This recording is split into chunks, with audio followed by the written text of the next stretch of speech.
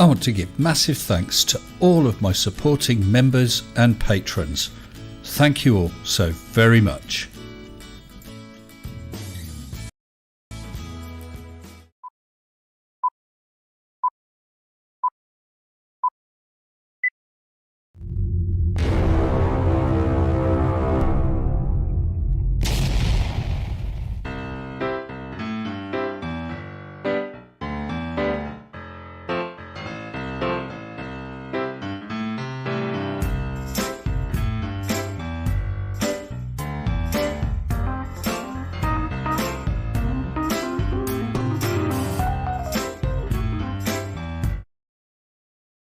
Hello, good evening and welcome to you all. And yes, the sound does work. I don't know what's up with YouTube. It said live at 9 o'clock, but it said 24 minutes. So, although it was Adam L. said wait for Mr. S at your end. Weird. Never mind. Hope you're all well, people. Let's see who we got in here. Brian Pop Robson, Adam L, who I just mentioned, Sabre Eagle, The Turtle Moose, Tusk, Demon Orb was here earlier, as was Mohammed Shafiq. Good evening to you all. And who else we got? Turtle Moose. Now Pinion. Hello, Now. Hope little Miss Now's okay. And scrolling down, Harry Warp, Heat Shield. Just call me Avi. Frederick Sigard. Hello, Frederick. Hope you're okay. Just call me Avi. I think I just mentioned. Pearlfish is not here. Yeah, that was a good idea, wasn't it? Ask me anything. I saw some of those questions already about which would I prefer. What was it? What was it? Firstly, question of the night from Sabre Eagle. If a genie offers you a choice of item that you'll have in your hand whenever you think about it from now on, whether you really want it or not, and I was going to say an invite from Kylie Minogue. But apparently it's either a choice of a white phosphorus grenade or a can of surströmming, unopened, not expired. Well, the can of surströmming is probably more deadly in a fight. So probably that. And I still daren't try it. And Pearlfish says, if a triangle has sides 1, 1, 1, how many sides does it have? Well, I mean, it depends on the triangle, really, doesn't it? For very large values of triangle, it may be more than 3, of course. And for very tiny triangles, it could be less than 3. But on average, I'd say it's 3. Did you realise that on average, we all have less than 2 legs? Think about it. It's true. And who else have we got? Any more coming in? Don't want to miss anyone, but if I do, my deepest apologue is Captain Welshie. Jump down. Dave Smith chose a £50 note, don't we all? Yes, just called me a white phosphorus. Ouch. Ouch indeed. Lucky. Well, it would be, Brian. I'm still waiting. I check the post every day for that invite from Kylie. She assures me it's in the post. So when it arrives, I will no longer be streaming. You won't see me for dust. So I hope you're all okay. Hope you've had a good week. I did want to mention one thing, and that's that certain troll. You must have seen him in the comments of my videos, WPL, because he's tried a new tack against me. He said that I dared debate something that some crap that Oakley or someone put out. I don't know who it was, or even Level Earth Observer, I think it was.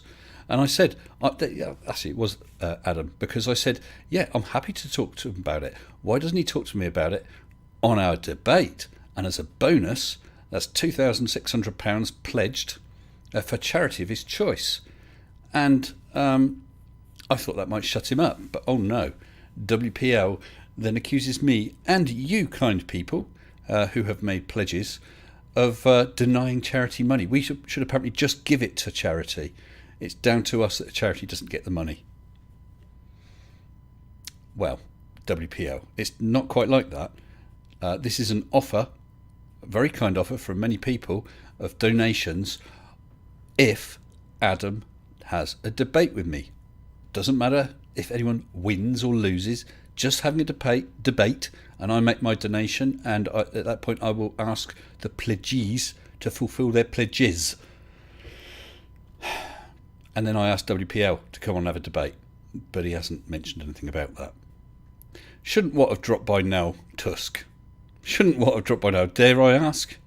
No, I probably dare not ask.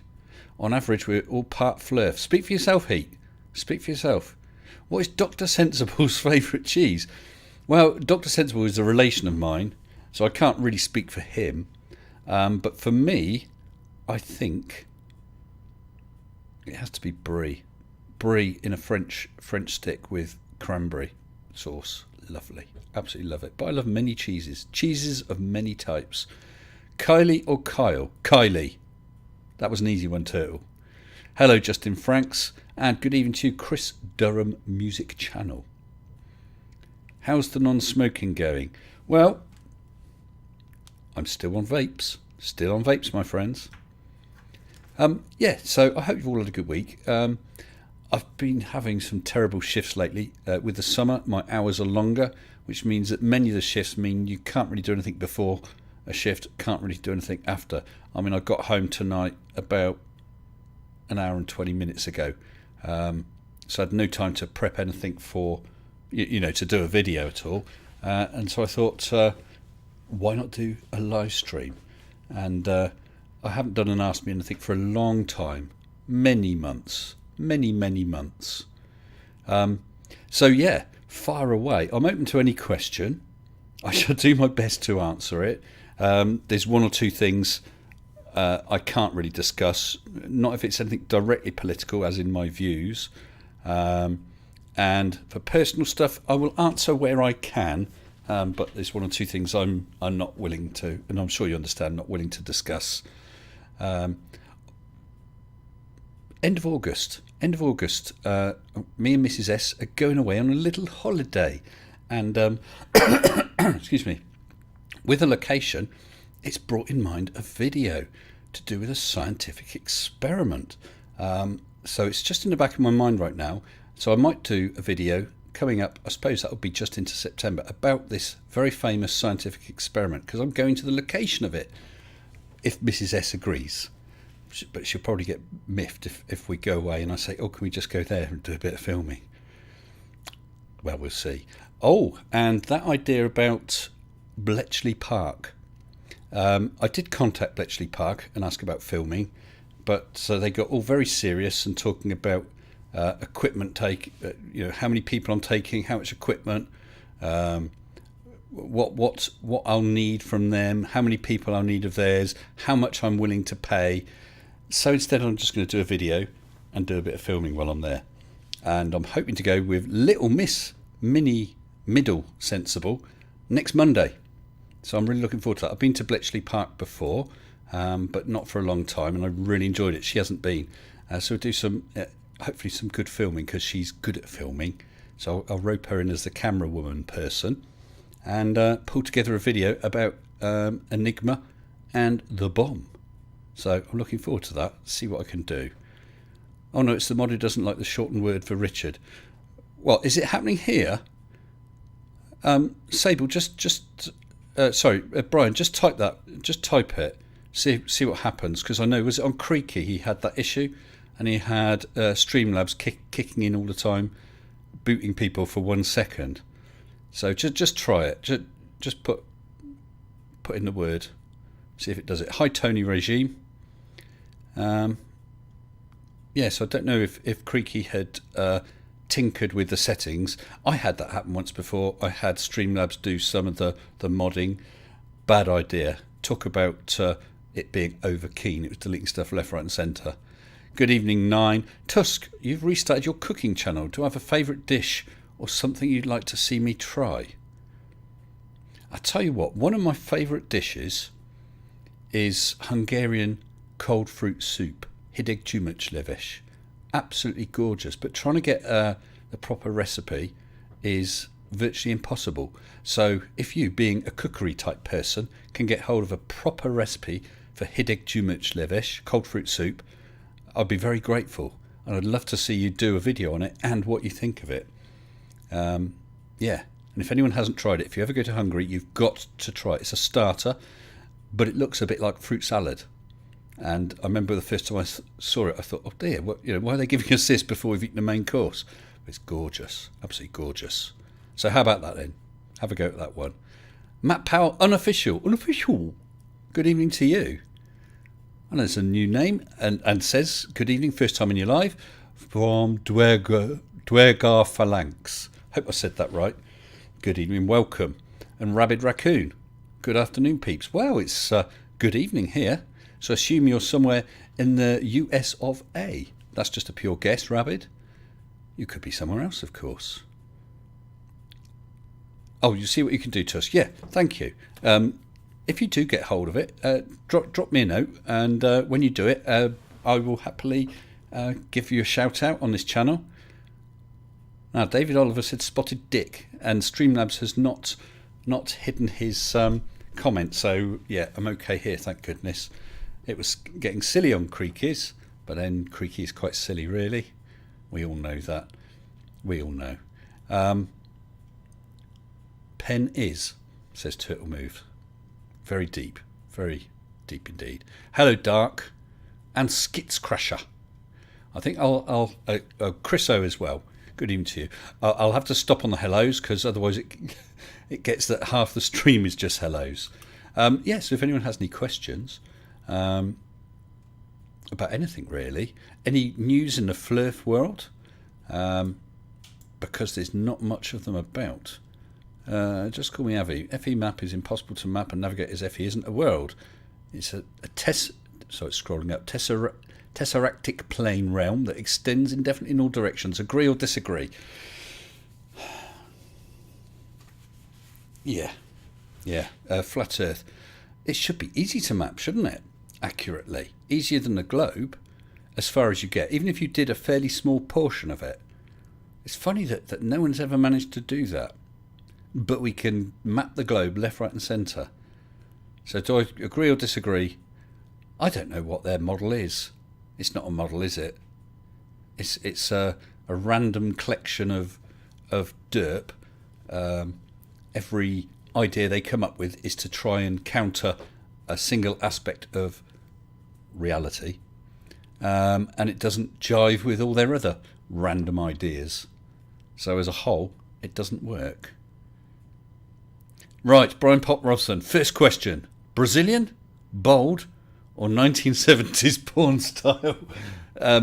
I think I need to add not a disclaimer. I need to clarify, Brian. Are you talking about myself or my preferences? Wow. I don't think I mind, really. How about that? I don't think I mind. Whatever goes. Whatever goes. Chelsea buns are good.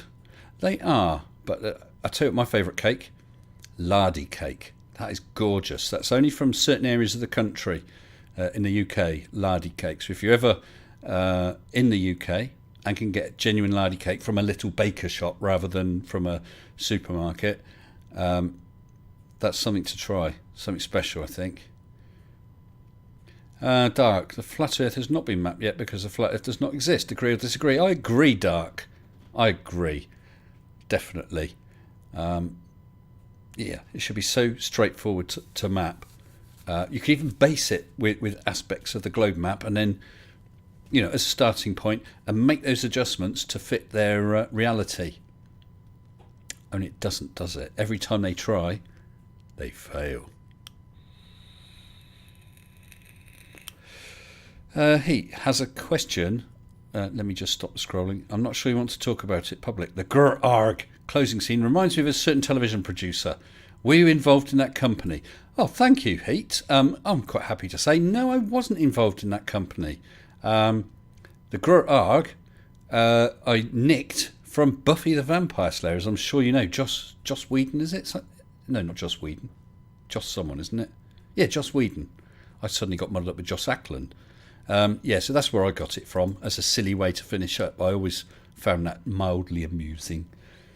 I've not been involved with work as anything with film or TV, but I have done a few bits of film and TV. When I was a stay-at-home dad, I sort of did it as an interest and applied as extra in a few things. I played a CIA agent, actually, for it wasn't Panorama, but it was for a serious documentary. They were talking about the terrorist attack, was it in Kenya, a bombing of a US embassy?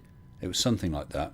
And it wasn't sound. I was just doing the acting, and I was sat face to face with this Asian guy who was had makeup of cuts and injuries and so on, because he'd been involved in the bombing and had made off and got caught. And I'll tell you what, I was sat no less than 4 foot away from him. The makeup was astounding, absolutely astounding. It looked so real. That was a few years back. I also was on a silly TV quiz show thing. It only ran for one series with Donny Osmond was the compere. I've forgotten what it's called now. And they had a whole bunch of ordinary people each episode. Almost we were used as props for the game show contestants to guess things about, and I was one of those. And I did a couple of other bits like that. I found it very, very interesting. I played a NASA agent. No, not a NASA agent, a CIA agent. Turtle Moves. It's about a 30 seconds to a minute long. And it was the interrogation. And I just had to be talking and being quite heated with him. And of course, that the sound didn't come in, so we could talk about any old rubbish, and we did. And then the narrator was talking about the interrogation and what happened. It's interesting stuff. I was your first ever commenter. You da goat, says Reagan Mullins. Thank you, Reagan. I'd have to say, and my apologies, I really can't remember. I've had 1 or 2 comments over the past couple of years. Just call me Avi. Physics within a flat Earth universe are very unusual. Spaghetti geospatial physics, which results in a two-sided, three-dimensional world that loops in on itself. So impossible. Right, well, I can't comment on that. I know that flat just wouldn't work because of that strange little thing called G. Flat Earth would collapse in on itself. And I have a very kind super chat from Mr. Brian Pop Robson. Okay, serious question. This is my serious face. Have restrictions been lifted too much and too soon? I'm assuming you're talking about in the UK, Brian. I think so. I think we're going to get quite a spike from it, because people are going to go wild, really. There's been spikes around the time of that football competition. Was it UEFA? I see. I don't even follow football, because I heard them talking today actually, and there was this guy talking from Scotland. And he said that Scotland obviously were knocked out way too soon, and they had a spike, and it ended much sooner than ours. And they think that they can directly tie that to the football with all people mixing. I think it is too much too soon, which I think is quite dangerous. Although, of course, with the massive percentage of people in the UK that are jabbed and double jabbed, it may be that it spreads but doesn't do so much harm.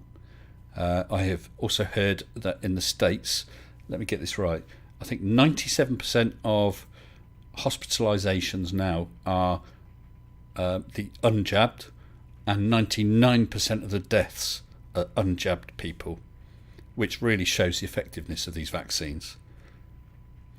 Heat, always had the feeling I was in the biz a bit. You had injury prosthetics and makeup on once I couldn't bring myself to look at. Too damn real. Yeah, still haven't seen the images. No, I wasn't in the business. I would have loved to have been. As I said, I did it probably over about 3 years, maybe about 8 or 9 little things.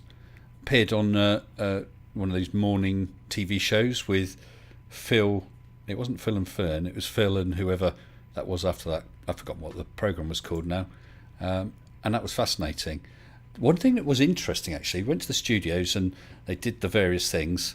We sat there in the green room, and Philip Schofield just wanders in, gets himself some toast and wanders out.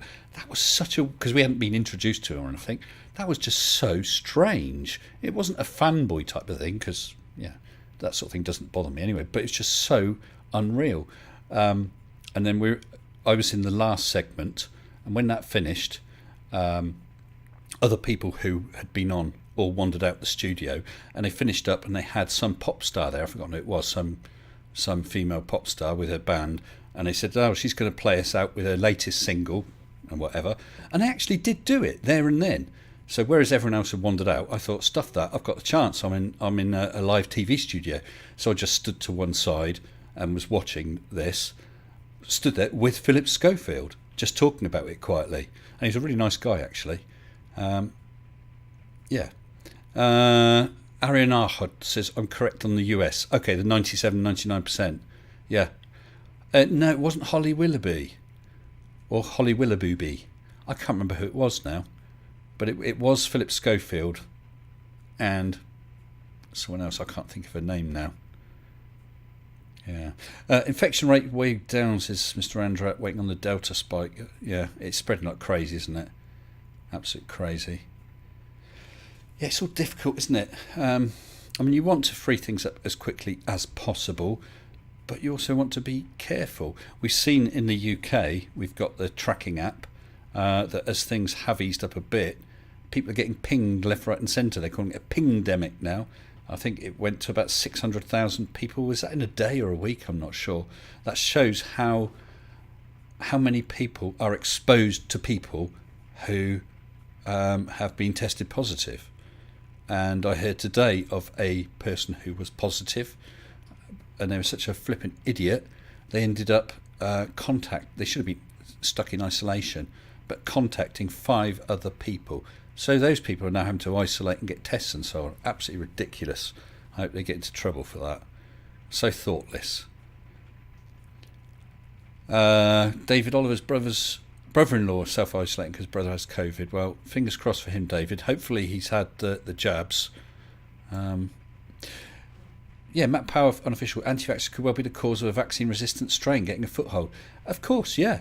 The longer the illness is out there, and it's never going to go away totally, but the longer it's passing amongst multiple people, the greater the chance of something nastier developing. Hey, it's happened with the Delta, well, all the variants, but the Delta variant, which is very, very virulent. My understanding, my non-professional understanding, though, is as viruses mutate, they tend to become more spreadable, but cause less harm. That's just my layman's understanding. So but there's no guarantee of that. Fingers crossed that's the case. I did hear about. You must have come across it in the news. Some anti-vaxxer guy in the States. I'm not sure if he was one of these people who's proselytising that, but he was known as an anti-vaxxer. Actually ended up with the virus. Ended up in hospital for some time. Was then asking for prayer from his church. Eventually decided he had to go to be intubated because he couldn't, cope, and he died. And he was mid-30s. So sad, and absolutely no reason for it. Sure, you could have the vaccine, you could still get it. You could have the vaccine, still get it, and end up in hospital. You could have the vaccine, end up in hospital, and you could die. But your chances are minuscule compared to other people. Good evening, FE Peer Review. Happy to see there's a live stream. Oh, that's good. Who's got a live stream? Oh, me. Oh, yeah. Thank you, FE.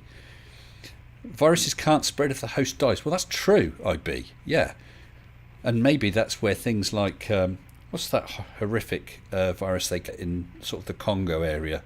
Can't think of the name of it. Really nasty one. Ebola. Isn't that the case with that? It's so, it's so effective at killing people that in a way it limits its spread, although I think it's quite a weak virus in the environment. Mr.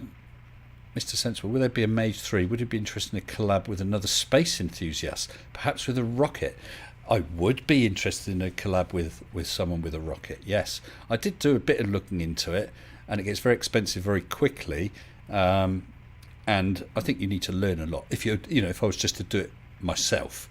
So yeah, if you know of someone who is into rocketry and we can team up and do something, I'm all up for it. Please feel free to contact me. If it's you, then contact me directly or pass on contact details of whoever it is you know. But yeah, I'm up for that. Definitely. Right, Sable says the ultimate evolution virus is something that's massively transmissible between dozens of species and doesn't harm them at all. That's true. Yeah. A bit pointless being a virus, though, isn't it? Literally your whole life, if it's a life, because I don't think it counts as life, is just to reproduce. And if you're too effective and you do your job too well, yes, Martin H. Ebola, thank you. Yeah, you end up killing your host. This is it. This is where things like the common cold and that have gone wrong. What they should do is they should evolve to make you happy. Oh my goodness, I've been infected. Excellent. It does you no harm at all. Makes you that little bit healthier. Everyone wouldn't be getting vaccine. They'd be getting shots of the virus. That's the ultimate virus, I think. Equip on a rocket. What? Say what one more time. I'm not quite sure what you're saying there, Adam L. What equipment? Don't know. Stephen Harron was the unfortunate man recently died of COVID. Yes. Yeah, very sad. But I suppose the other thing is, how many people, even if he wasn't openly proselytising, how many conversations did he have with people and he said, oh no, I don't want that, because how many had he persuaded not to? I think the only good thing that can come out of it is a lot of people who he did know and have heard about this now think, oh dear, perhaps we should get it. Sounds like humans. Yeah, we're a virus, aren't we, Mr. Anderson? I watched those again recently. Love Matrix films. Now Opinion super chatted 55 of his finest shiny Swedish krona. Thank you. Important question. Will you sign the Celsius to Tyson petition? Silly person. Now, Mr. Now Opinion is has started a petition for Celsius to be changed to Tyson, so that when it's really cold, you can look outside and say, oh, that's 0 degrees Tyson. You are a silly person now. But good luck with your petition. Feel free to post a link to it. And thanks for the super chat. It made me laugh though when you did that. 0 degrees Tyson. Have you told Neil? He might have copyrighted his name. You'll lose your channel. Be careful.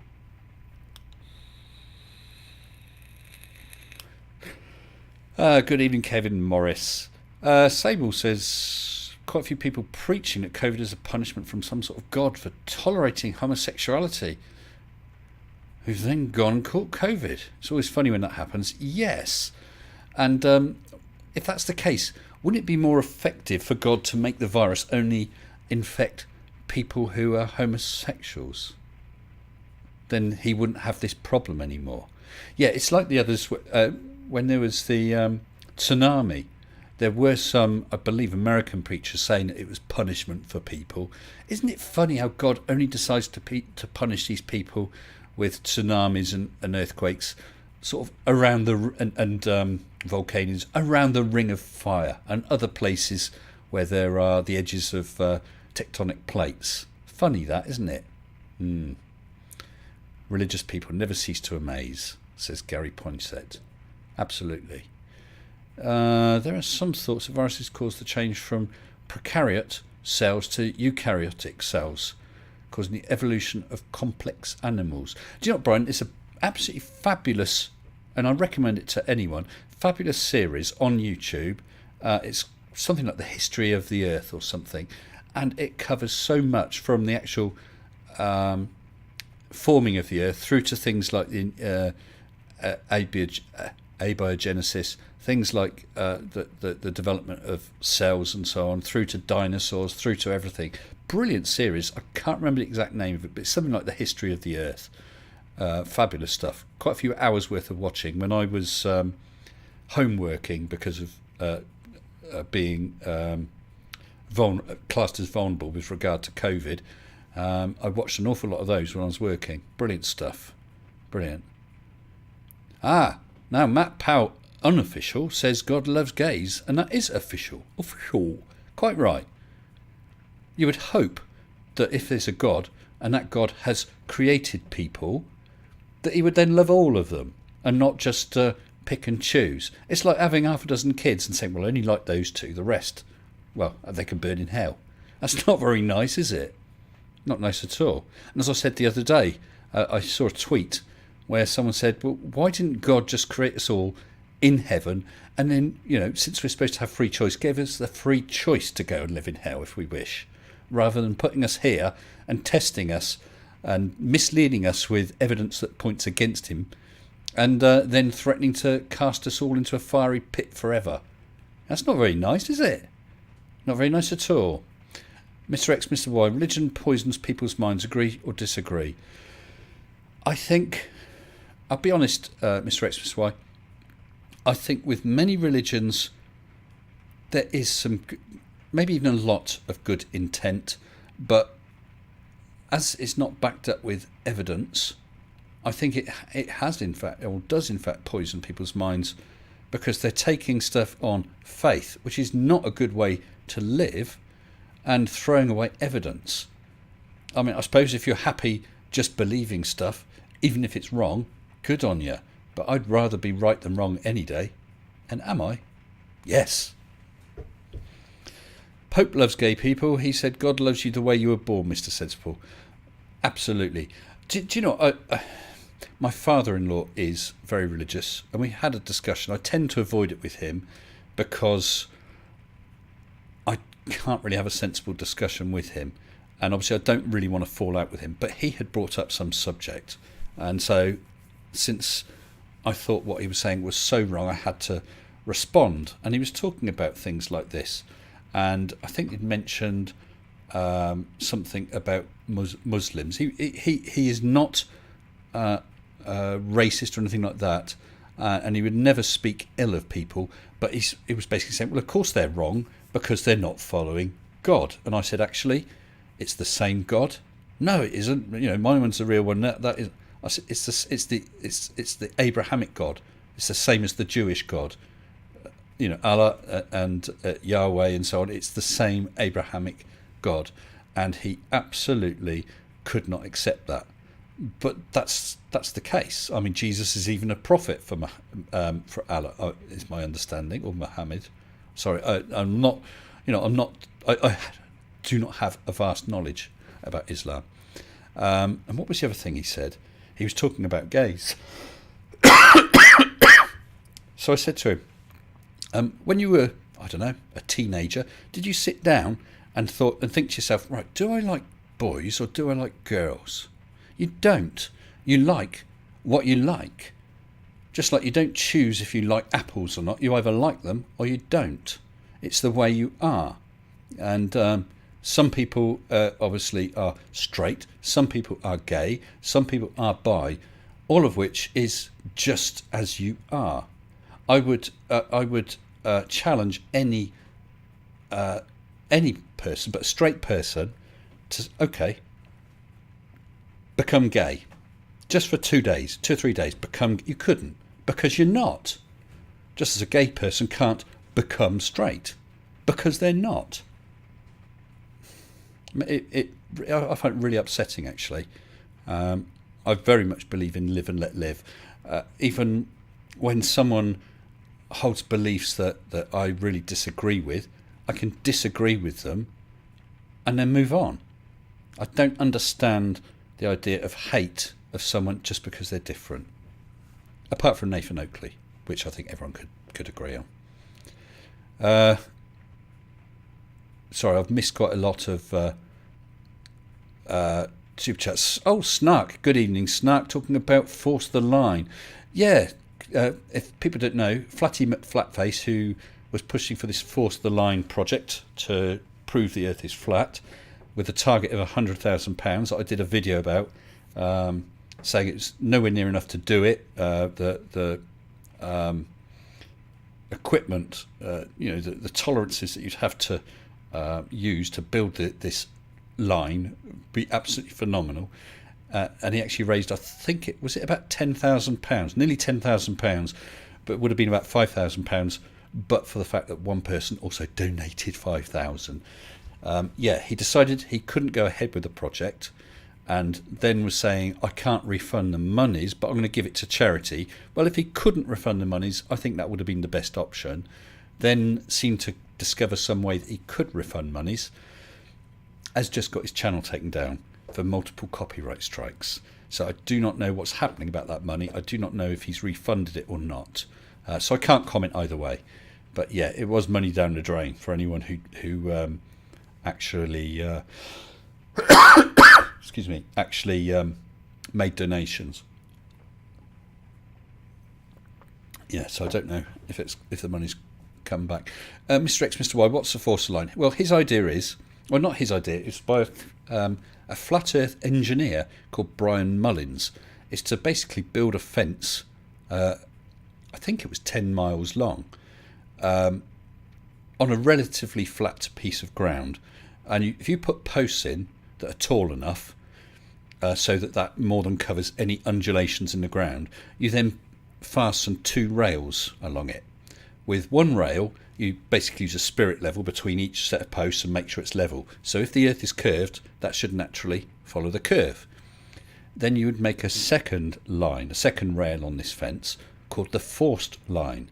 That is, you get the first bar level as best you can, but then the next one is mechanically joined to it to maintain that straight line, not follow any curve. It would literally be a dead straight line, so that by the time you get a couple miles down, that line, which is forced straight, would not be following the curve. The top line is following the curve, so they'll get close together. It's a simple idea, and if you could do it, it would prove things. But George Hnatiuk had done some calculations. The actual joints, the tolerances in the joints would have to be less than the wavelength, I think, of green light. And you'd have to make about 1,000 of these joints.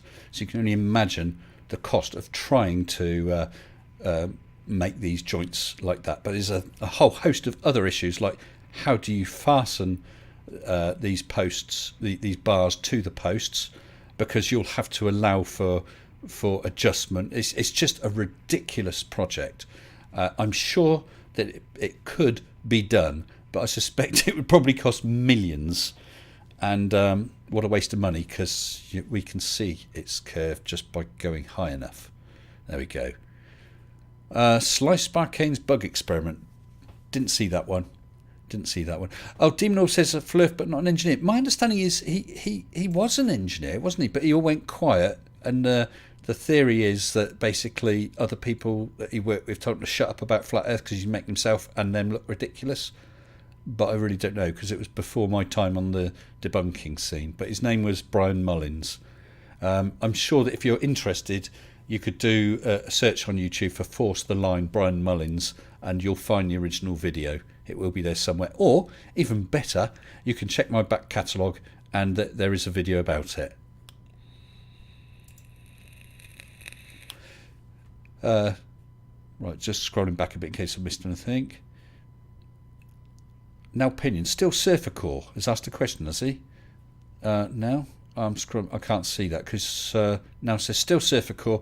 Maybe I can help you get your question answered. I'm curious. Are you unsure about the shape of the Earth?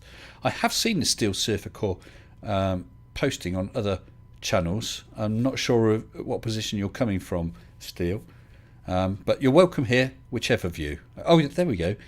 I found it. If the Earth land yes, I have seen your question before. If the Earth land rotates inside the water being pulled by the sun and moon to create low and high tides, how can dry land exist on Earth?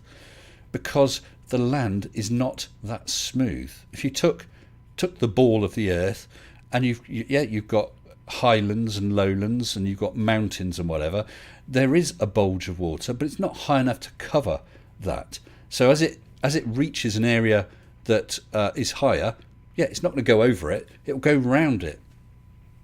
So if you took a landmass like Australia, the high tides won't appear at the same time all the way round.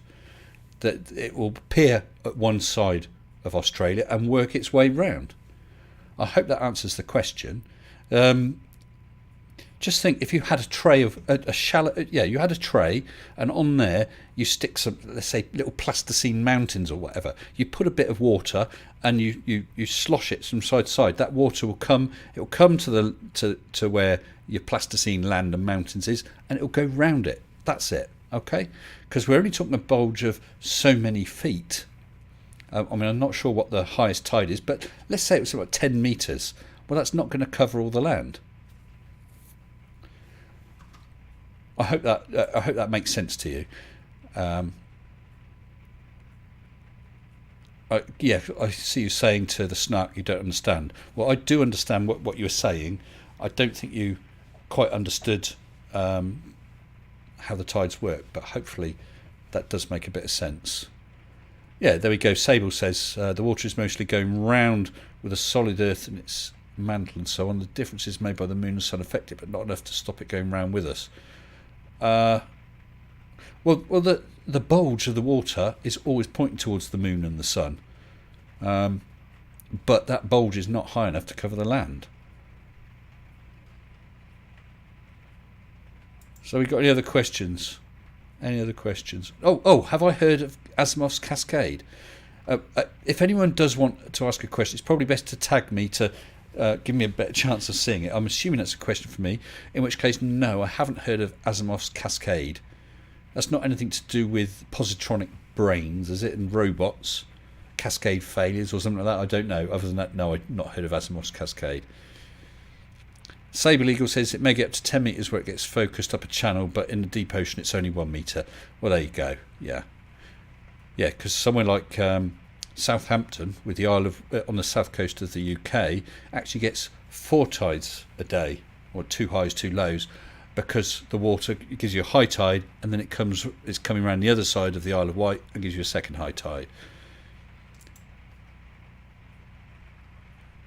Right, Dark says, if word salad was a real food, would it taste better with ranch dressing or French dressing or Italian dressing? Oh, man. Well, the real expert on that is probably Austin Whitsitt. He specialises in gish gallop word salad. Ranch, French or Italian? I think possibly French dressing, but I think it's to taste, really, depending on who it's served by. And if it's served by Austin Whitsitt, then probably either that white phosphor grenade or a can of surströmming would be a good response. And where is Austin Whitsitt? I was supposed to be having a debate with him on Modern Day Debates. I was quite pleased because I've forgotten the guy's name on Modern Day Debates. I've forgotten his name now. But he said, yep, that's fine. I can do a debate. Because he won't just let anyone go on there. Obviously, Austin's been on there before, so he's quite happy to have Austin there, because he doesn't want someone who's got half a dozen subs will get on there and just dry up because they're too scared to speak in public. But he'd obviously check my channel to make sure he was okay with me going on there, and he was, so it was great. That was great. And Austin said, we'll sort the dates. So I got a few dates from him, got in touch with Modern Day Debates, and came up with a date. Got back in touch with Austin, said, look, there's the date, let's go for it. No reply. Austin, can you do that date? No reply. And over a period of about 3 weeks, I must have emailed him half a dozen times or more, and I've not heard from him since. Austin Whitsitt, run away. Was I in the military? No, Judy, I wasn't in the military. I have unbelievable respect for the military. I really do. I think those guys and gals do the most incredible job. They are people who put their money where their mouth is. You know what I'm saying? They are putting their lives on the line. They are serving their countries. Just astounding people. I don't know if I was going to, because there's many changes I would make if I could live my life again. I think I possibly would have gone for the Navy, because certainly RAF would have been no good for me because I'm scared of heights, so I can't imagine flying and doing stuff like that. But yeah, military, absolute heroes, the lot of them. And I wish in our country, in the UK, it was more like the States, because, excuse me, got a real tickle in my throat. When I see people say thank you for your service, In my job, I've come across some military people, and I've have sometimes said that it feels a bit awkward here because it's not something that's really done. But when I have done it, the people seem to be quite pleased with it. So no, the answer is no. I wasn't in the military. Sometimes I wish I had done a spate of that. There's some other things I wish I had done as well. Gary Poinsett was in the military. Ironically, it's how I know beyond. Oh, sorry, scrolling. Where is it? It's how I know beyond doubt we live on a globe. I was seeing a curvature at 65,000 feet. Good for you, Gary. Nice one. I actually was looking into that MiG-Flug, to have a flight in a MiG fighter like James May did. Unfortunately, they don't seem to be doing it anymore. I think their one MiG, they had difficulty getting parts, and it stopped. It's rather an expensive thing, and had it still been possible, I'd have stumped up whatever I could afford and put out fundraisers and goodness knows what to do it, because I think that would have been an astonishing thing to do, but it's not possible. So, have I missed any questions? Oh, Brian Leakey. I will debate you on modern day debates. My channels are Brian Leakey and Flat Earth Tests. Well, I'll tell you what, Brian. Send me an email so I don't miss out on this, and give me the links to your channels as well, and I'll have a look, okay? I have heard of you, Brian. I think I might have even done a video about you before, but that was some time ago. And if you wish, because I'll be honest, I think that modern day debates, like I said, he is a bit picky, and I understand why. I don't know if you've done any debates, Brian. I've not seen, so I don't know if he would agree or not. But I'd still be up for a debate. I could understand. You'd be welcome to have a debate on here, but I would understand if you didn't want to do it on here, if you felt that it wouldn't be fair. We could also use agree to disagree, or Fight the Flat Earth, and maybe there's some other channels. We could find a channel that we could both agree on, I'm sure. And it does not have to be a Globe Earth channel, just one that will treat us neutrally and fair. Okay? But contact me. My email should be in the description. It's mr-sensible@hotmail.com. Excuse me. Or you can jump onto my Discord and drop me a DM. The Discord link's down there as well. Okay? Does that sound fair enough? Let's have a chat and take it from there. Maybe we can organise a debate. I'm up for that. Should we be worried about AI in our society? That's an interesting question, Wayne.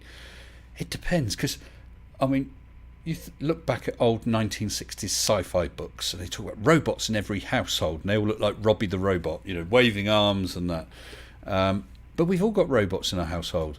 We got things like washing machines, dishwashers. Those are robots. They're doing a job, not walking around with putting on rubber gloves and doing the dishes like that, but they're robots. But when it comes to AI, it depends. I mean, I can see definite advantages for AI in some circumstances, like where they've exposed AI to vast databases with regard to medical symptoms and what final conditions are, and they can make connections and make diagnosis sometimes better than the experts. And then when the experts check, my goodness, he's right, because they can process vast amounts of data which we can't. They can have the experience of many people. So that sort of thing I think is a good idea. I think AI has always got to be in a position where you've got to switch to shut it off. Not because I think, it's going to take over the world, but coming from someone who worked in IT for many years, I'm aware how easy it is to have a bug in a piece of software. Every piece of software has bugs, and bugs can sit there for years and years and years without being noticed. Let's say you had an AI system for launching missiles, defense missiles, and they could check various things. I don't know what techniques they could use. Okay, obvious ones like tracking and so on. Maybe there's input from military movements and whatever. It detects something that it thinks is a launch and launches missiles. Sounds a good idea, but it only takes a little bug that will only manifest itself under one very, very peculiar set of circumstances, and bang, you're in trouble. So you always need to be able to override it. definitely. And I think I just saw Brian Leakey say, "Yep." Well, thanks, Brian. Yeah, drop me a line. We'll have a chat. Okay. Yeah. So I think if AI is ends up being a box that sits in a corner and takes input from wherever and comes out with some advice or recommendations, that's fine. But if it's an AI that's making decisions and taking actions that can affect people, I think you have to be a damn sight more careful. And it's not, as I said, it's not a case of being worried about them taking over the world, more a case of them making a mistake, which any person could do as well. That's why I also feel a bit nervous about this whole thing with self-driving cars,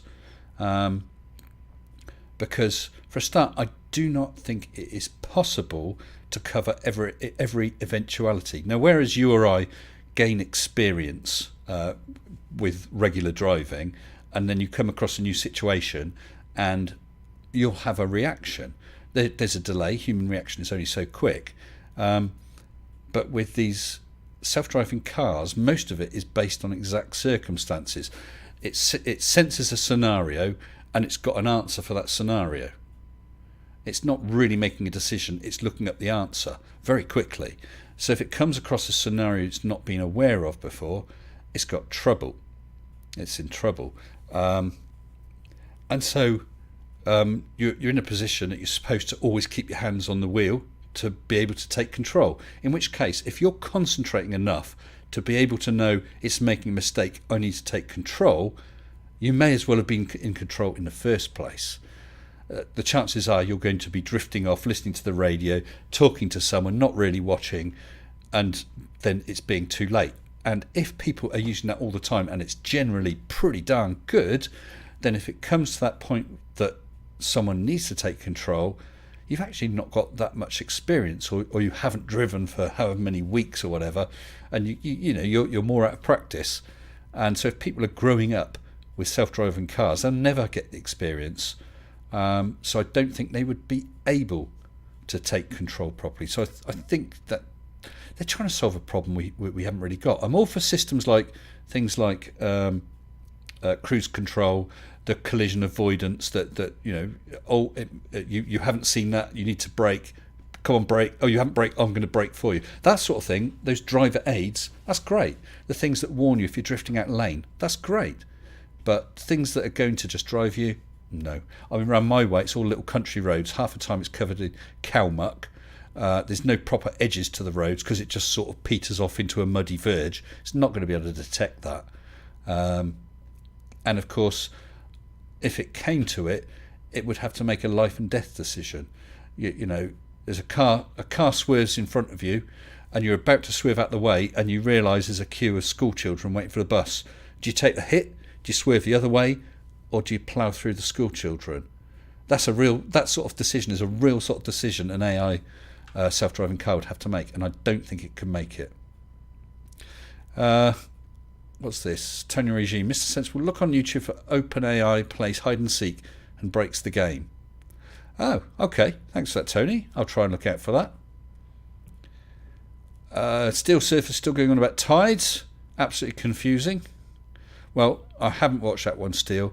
But tides are really, really well known, really, really well understood.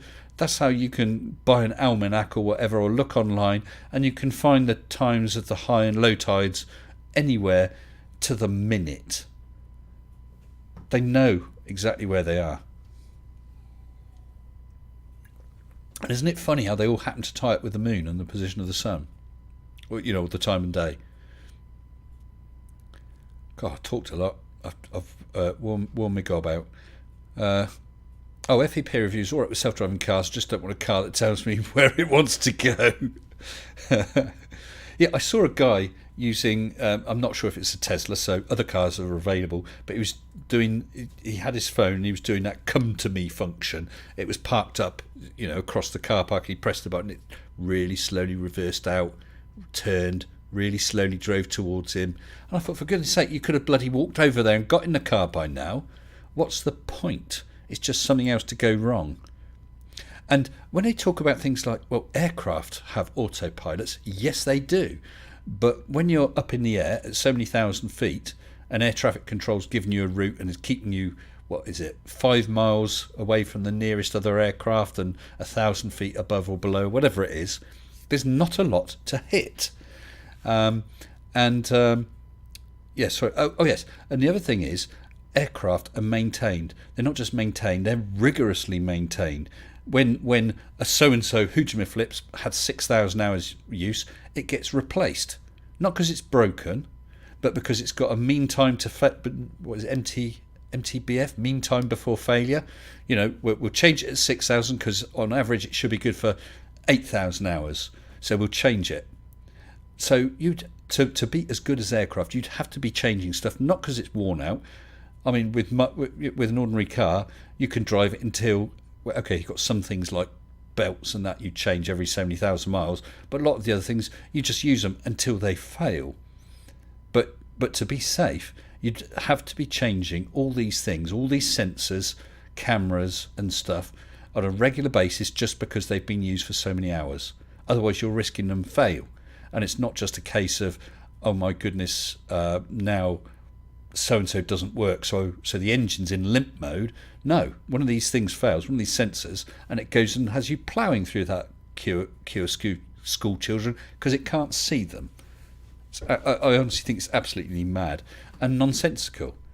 I think they do better to improve roads, improve technology for things like electric vehicles. That's the other thing. They're making the battery charges last longer, which is good, and be faster charging and all this sort of thing. Trying to make them as efficient as possible. And what do? They pile more crap on the car, making them heavier. I've seen adverts for a car from the 1970s, I've forgotten what it was now, and that did 50 miles to the gallon because, there was hardly anything in the car. So it was as light as a feather. I'm waffling again, aren't I?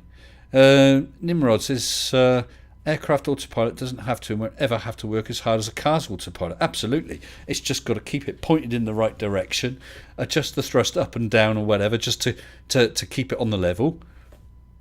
They're going to hate that word, aren't they? You know what I mean. And that's about it.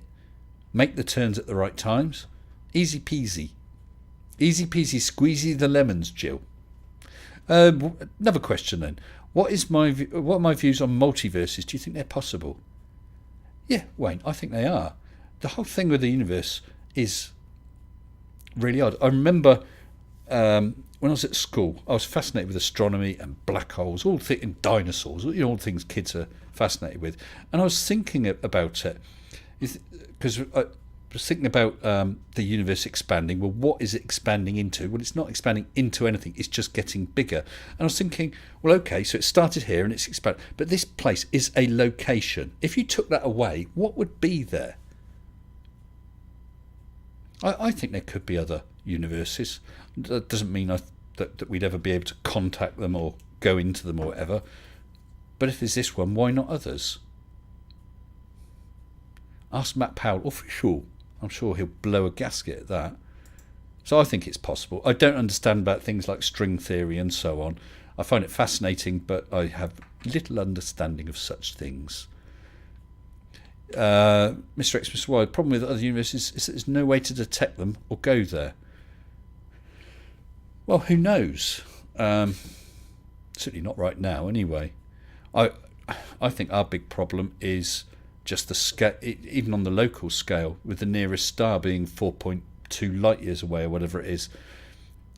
Eventually, our star, assuming we don't kill ourselves in some other way, our star will burn out. But travelling to the nearest star, let alone the nearest star with a planet, let alone the nearest star with a planet that's inhabitable, the very best we'd be able to do, if at all, is basically send a small amount of people or cells to be then developed when we get there. We would never be able to move there en masse or anything like that. So I think it's quite sad, really. I think the idea of spreading from star to star is very difficult, just because of the sheer scale of the universe. To make the time anything like bearable, the travel time, we have to use such amounts of energy. Yeah, I mean, it would be a worldwide effort to send something, I think. Do I think it's possible they got the definition for asteroids and hemorrhoids mixed up? I don't know, but have you ever tried putting cream on an asteroid? I don't know, Steve. I have seen, I went to Meteor Crater, Arizona, and saw the largest chunk of the asteroid that they've discovered. I touched that. That was fascinating. Amazing place to go to. Absolutely amazing. If you ever get the chance, I'd recommend it. Biggest dogger, so he's still on Ask Anything? Yes. If so, what percentage of gargoyles look like Bob Todd? Well, I don't really know what Bob Todd looks like, biggest dicker. So I will go for about 42%, because you can't go wrong with 42. Tony Regime, have a read of Terry Pratchett's Science of Discworld books. Don't be put off by a title. They're not promoted by Flat Earth. No, I know he's not promoting Flat Earth. Terry Pratchett, I know that people think so highly of him, but I just never read it. I don't know why. It's just, for some reason, it's not appealed to me. Is it much like the sort of strange sense of humour of Douglas Adams with Hitchhiker's Guide? You know, that sort of silly. I know he does stuff with footnotes and that in the book, but for some reason it's never really appealed to me. It's not me knocking it, just, I don't know. Now Pinion, Swedish krona 55, thank you. Now, did you answer Just Call Me Avi's question about the raccoon? I'm interested in hearing your answer. No, I didn't see that. Is that a rocket balloon? A raccoon? I'm not sure exactly what they are. I know that with Satelloons, the flat earthers go mad about Satelloons, failing to understand that it's not something that's being lifted up by a balloon and is blowing around in the upper atmosphere. A Satelloon is a satellite. There was a series of them, Echo satellites. I think they were, what were they made of? Sort of, is it poly? I can't remember what they're made of. But basically, it was a blooming great balloon that was sort of metallicized on the outside. They only need to put in a few pounds of gas in space to make it sort of virtually rigidly expand, and it was basically used as a reflector, so they could bounce signals, TV and radio signals, off it. It was done as an experiment, and it worked. But although it's a balloon, it is a fabric construction filled with gas, it's not a balloon as in like a hot air balloon or a weather balloon. Very different thing, but fascinating all the same.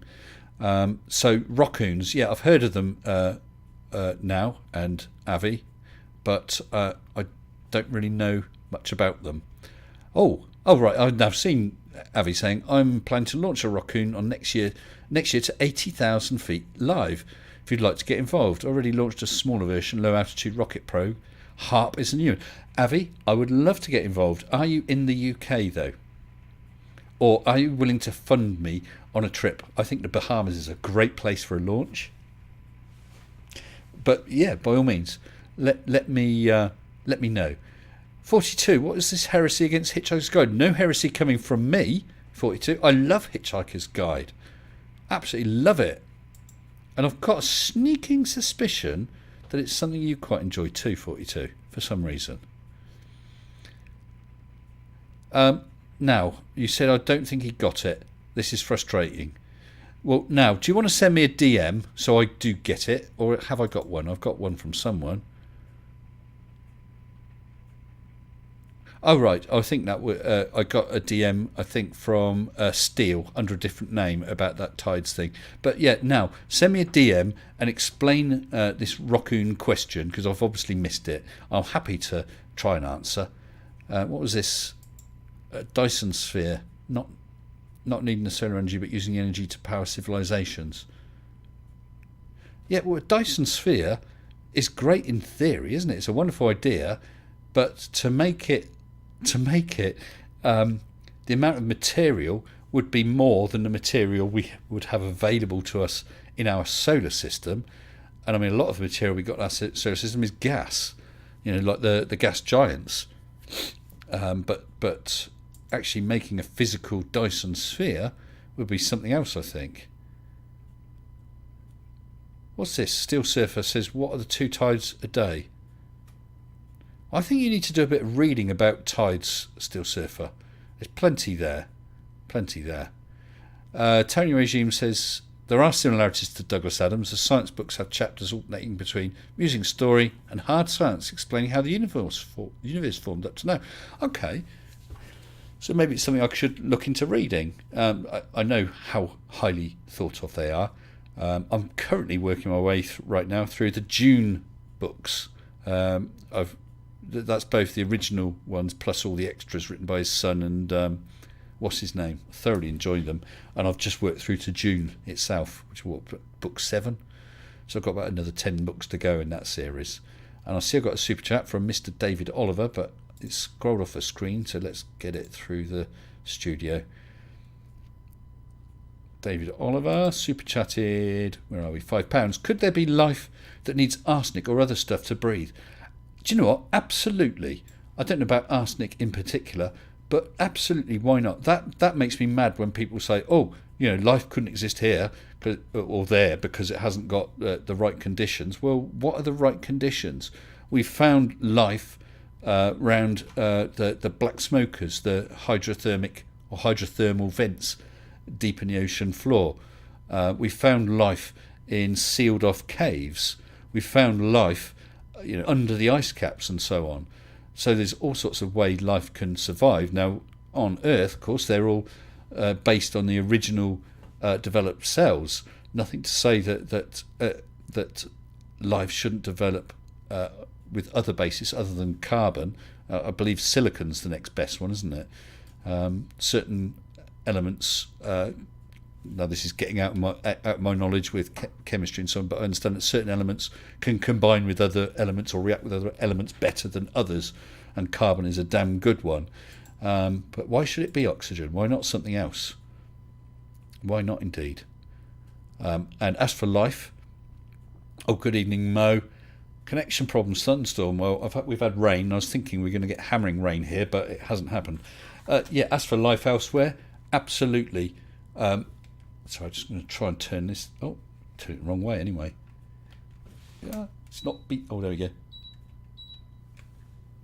Right, because I don't want. It's nice and cool in here right now, but I don't want it to start squeaking. I'm absolutely convinced that there is life elsewhere, and of course we only have to find one cell in one other location, and then there's life everywhere. Because if it happened once, it could happen twice. If it's happened twice, it's happened infinite times across the universe. Oxygen is poison to many life forms, says Mr. X. Absolutely, and that happened on the Earth. That series I mentioned that discusses that. Some of the earlier, I'm trying to think of an example that they found layers.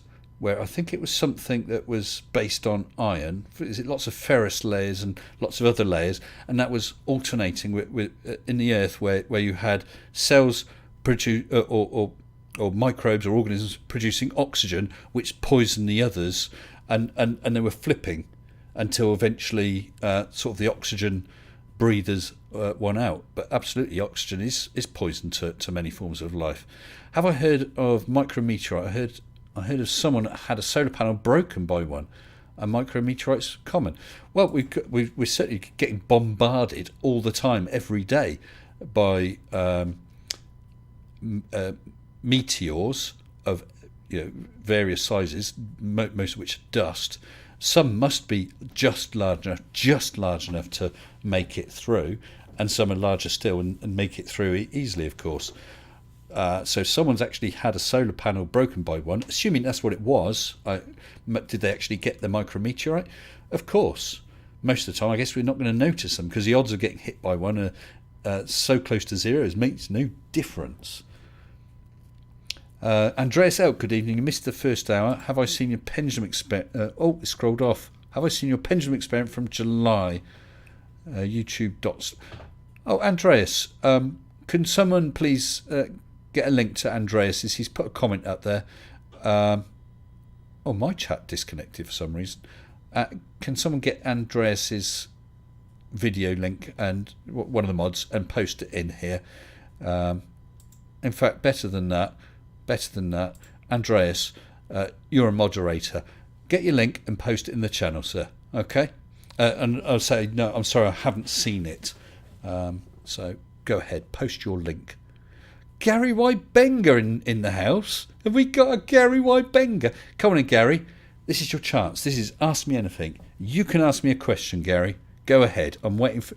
Tag me and ask me a question. David Vosnitzer, top of the evening to you, too. So I'm looking forward to this. Come on, Gary. Give it your best shot. I'm looking forward to your question. I shall do my damnedest to answer it as openly and honestly as I think I can get away with. No, I would. As openly and as honestly as I can. So have a think about it. Give us a question. Elon Musk found a group of miners in a sealed-off cave. What's this? What's this of which you speak? I just realised I've been talking for an hour. Oh, I see I've got the message from now. Oh, right, I got it in the end. John Cook just calls me Avi had posted that question 100 times. Sorry, I hadn't seen it. That happens because I have to pause. I have to pause the chat to read something, and then, of course, a whole bunch whiz past and I don't see them, so my apologies. And it says here, Lexivitium just super chatted 1 million euros. I think you just made that up. It hasn't highlighted. I'll check my bank balance at the end of the month. If that 1 million comes through, Lexitifium, I'll make whatever video you want. Okay? So have we got... Scrolling down. Gary Wybenga never listened to the stream. You need to tag him. Oh, well, someone tag Gary. Someone tag Gary. Tell him that Mr. S is waiting for his question. FE Peer Review says, Mr. Sensible, what's your favourite recipe using grapefruit? Cut it in half and eat it. That's a wonderful recipe. I do like pink grapefruit. The other ones I find a bit too sharp. Oh, excuse me. Again, my deepest apologies. And the aircon's just started squeaking. Listen to that. It's awful, isn't it? Let's switch him off then, because it's nice. Go on, switch off. Yep, it's switching off. It will squeak for a second as it winds down. I am going to have to get that fixed. Oh, apparently it's 1 billion. Oh, okay. Well, what's 1,000 million between friends, eh? Gary Wybenga. Come on, Gary. Have you... Yeah, Lexitivium. Sorry. That's my bad. Wayne says, why is a towel important in Hitchhiker's Guide? Well, you've got to know where your towel is. And, of course, you can use it to work out how far you travel in a hyperspace jump. You put it between your ankles and then measure how many feet it has moved at the end of the jump. So, you know, a towel's useful for so many things. And, of course, if you have a shower, you can use it to dry with. How about that? Oh, I see people are tagging Gary. That'd be nice to get a question from Gary. So he actually cut... That's interesting. I wasn't aware of that. So he comes on the stream, waffles in the side chat and never listens to anything I say. Never mind. He's a quality scientist, says Marcus Dresden. Okay, I hope for a quality question from this quality scientist then.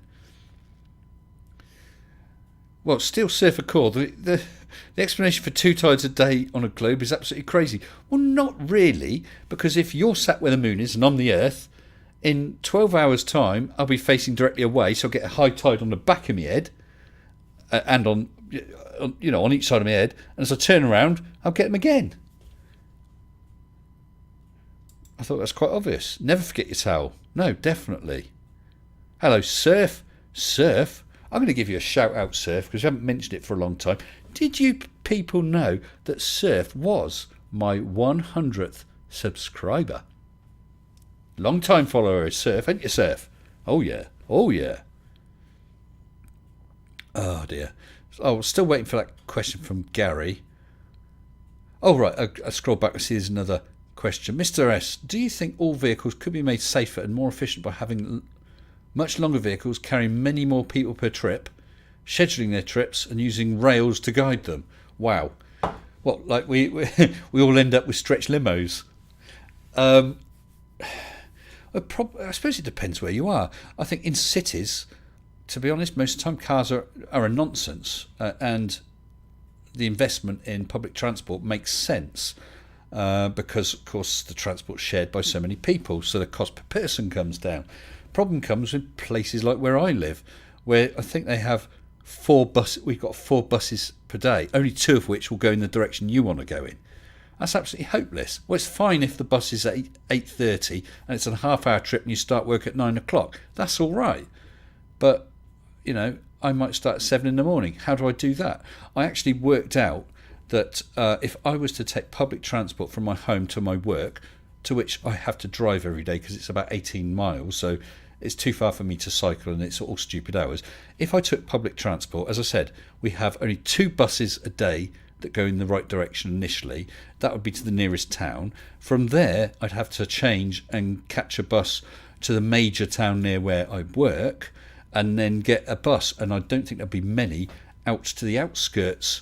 In fact, it's almost like a little sub-town just outside, which is probably about a 5-mile trip.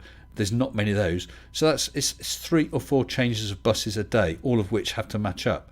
And I work a varied shift pattern. I mean, just looking, this week, that's a couple of weeks' time, I got a 7 start, 7-4, 7-4, 2-11, 2-11, and then 9 p.m. till 7 a.m. twice. And the next week it's different. So I just cannot do that. Even if I was absolutely dead set on going by public transport, it's not possible. The rails, I don't see. Well, I guess you're talking trams or whatever. I don't know. I don't know what the answer is. Gary Wybenga, have you asked the question? I see Gary's saying, Snark, maybe you could answer the question. I didn't see what your question was, Gary. I'm trying to scroll back. Did Gary ask a question in? Right. Yes, sorry, Gary. What would foreshortening effects look like when looking over the ocean? Well, you can see foreshortening. If you're stood at the... hopefully you're listening, Gary. Actually, just put a note at Gary. About to answer your question.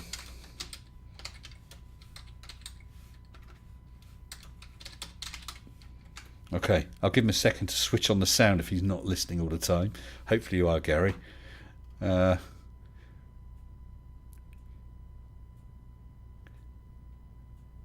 I'll just give Gary a chance to switch on his sound or whatever. Wayne asked what I do for a job working in shifts. That's one of the things I can't discuss, I'm afraid, Wayne. I wish I could, but I'm not able to. I hope you understand. Gary, foreshortening. You said, what does foreshortening look like over the ocean? Easy. If you're stood at the beach, you see waves coming in. You can see how far... Well, you can see a wave crash up, and then a few seconds later another wave crash up. You can see the distances between those waves, but as you're looking further away, those waves appear to be smaller and close together. That's foreshortening. You look at something... I can show you here on one of my clips. 1 second. I don't know if it's going to show up. Let's give it a try. Oh, no, it's the wrong one. Wrong one. Let me try again. That's the one. Look at this lunar libration. The craters to... I don't know if you're going to be able to see it, but the craters that are sort of more central look rounder. The ones that are towards the edge look more and more oval. That's foreshortening. Simple. So let's think of an example. Okay, let's switch that back off now. You've got this. You're looking. You can see it's a rectangle. As it goes like that, it foreshortens. Simple. It's not difficult, Gary. I had hoped for a more interesting question than that, but you gave your question and I gave my best answer. Okay. Treading the boards. Used to work in shifts until they told him to dress properly. So Gary says foreshortening effect is why we see the optical horizon. No, but I tell you what, even if you had a flat Earth, let's give you a flat Earth. Okay, if you cover that flat Earth with, oh, that's handy. If you covered the surface of that flat Earth with lots of little circles, okay, the ones near, sort of down nearest to you, it's hard to see, will look more like that. As they get further away, they'll look more and more like lines until they just get into a dark fuzz in the distance. So foreshortening has got nothing to do with the shape of the Earth. It actually, although having said that, with the curvature of the Earth, foreshortening is going to look more so, but you'll still get. Sabre Legal used to work in a smock. You're still going to get foreshortening on flat or globe. There you go. But thank you for the question, Gary. Thank you for the question. Anna's biggest dogger says foreshortening would not produce a clear horizon. Yeah, you think of those photos with a crisp horizon because the air conditions are good. You can still see things up to that horizon, and suddenly you can't. There's still foreshortening as you get towards it, but then you go past the horizon, so you don't see it anymore. So I'm scrolling back to see if there's any questions. Wayne, you said, of course, you understand. Oh, I see about the job. I was going to say, sometimes I see these and you've answered, I've answered a question, someone's commented about that, and I think, well, what was it I said? Oh, dear. Oh, right, that was the question about what I do for a living, yeah. Oh, Sabre Legal, according to Google Maps, for me to get to Flamborough Head on the solstice to record Solar Noon would have been about 10 minutes faster by bicycle than by bus. Like 3 hours 30 versus 3 hours 40. Yeah, but if it was 3 hours 40 away, I ain't cycling that.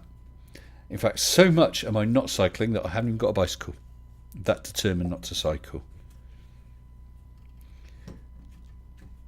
So, have I missed any more? Are there any more? Does the sun do foreshortening before it sets, Gary? That's a good question from OLM. Yeah. Gary Wybenger says, thank you. You just showed it would appear as a line. Well, yeah, that's what foreshortening is. If you've got a circle just in front of you on the ground, it will not look like a perfect circle because you're looking at it at a slight angle. As it gets further and further away, it will look more and more squished until it appears just as a line. Yeah, that's foreshortening. But with the curve of the Earth, things will will cross over that horizon before they're totally like that, because you've always got an angle to them. Actually, thinking about it, as they reach the horizon, by definition, they then turn to that. Yeah, so you would see it on at the actual horizon. Now, what was it I saw recently? I've seen Flatzoid being a bit quiet, and then he suddenly posted a video with an aircraft that's about 7 minutes long, saying you can't see it dip its nose. I'm not going to bother to do a video about it. Well, his video was one comment that was there over the entire bit of the film, and that was it. So he didn't put any effort in, and it's such a stupid thing because there's no evidence. People were putting the calculations by how much the aircraft would have sort of dipped, if you like, nose would have dipped over so many miles, and I don't know what it was, 70 miles or whatever, and it's a couple of degrees, and you're not going to see that if you could even see the aircraft. It's absolutely ridiculous. Why Benga has achieved his goal of completely disrupting your stream. That's all he wants. He doesn't want answers. Well, he hasn't disrupted the stream. I gave him a chance to ask a question. I answered it. End of.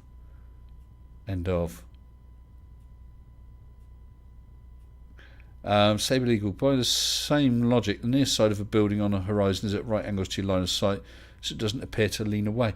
Well, yeah, you think about it, Sable.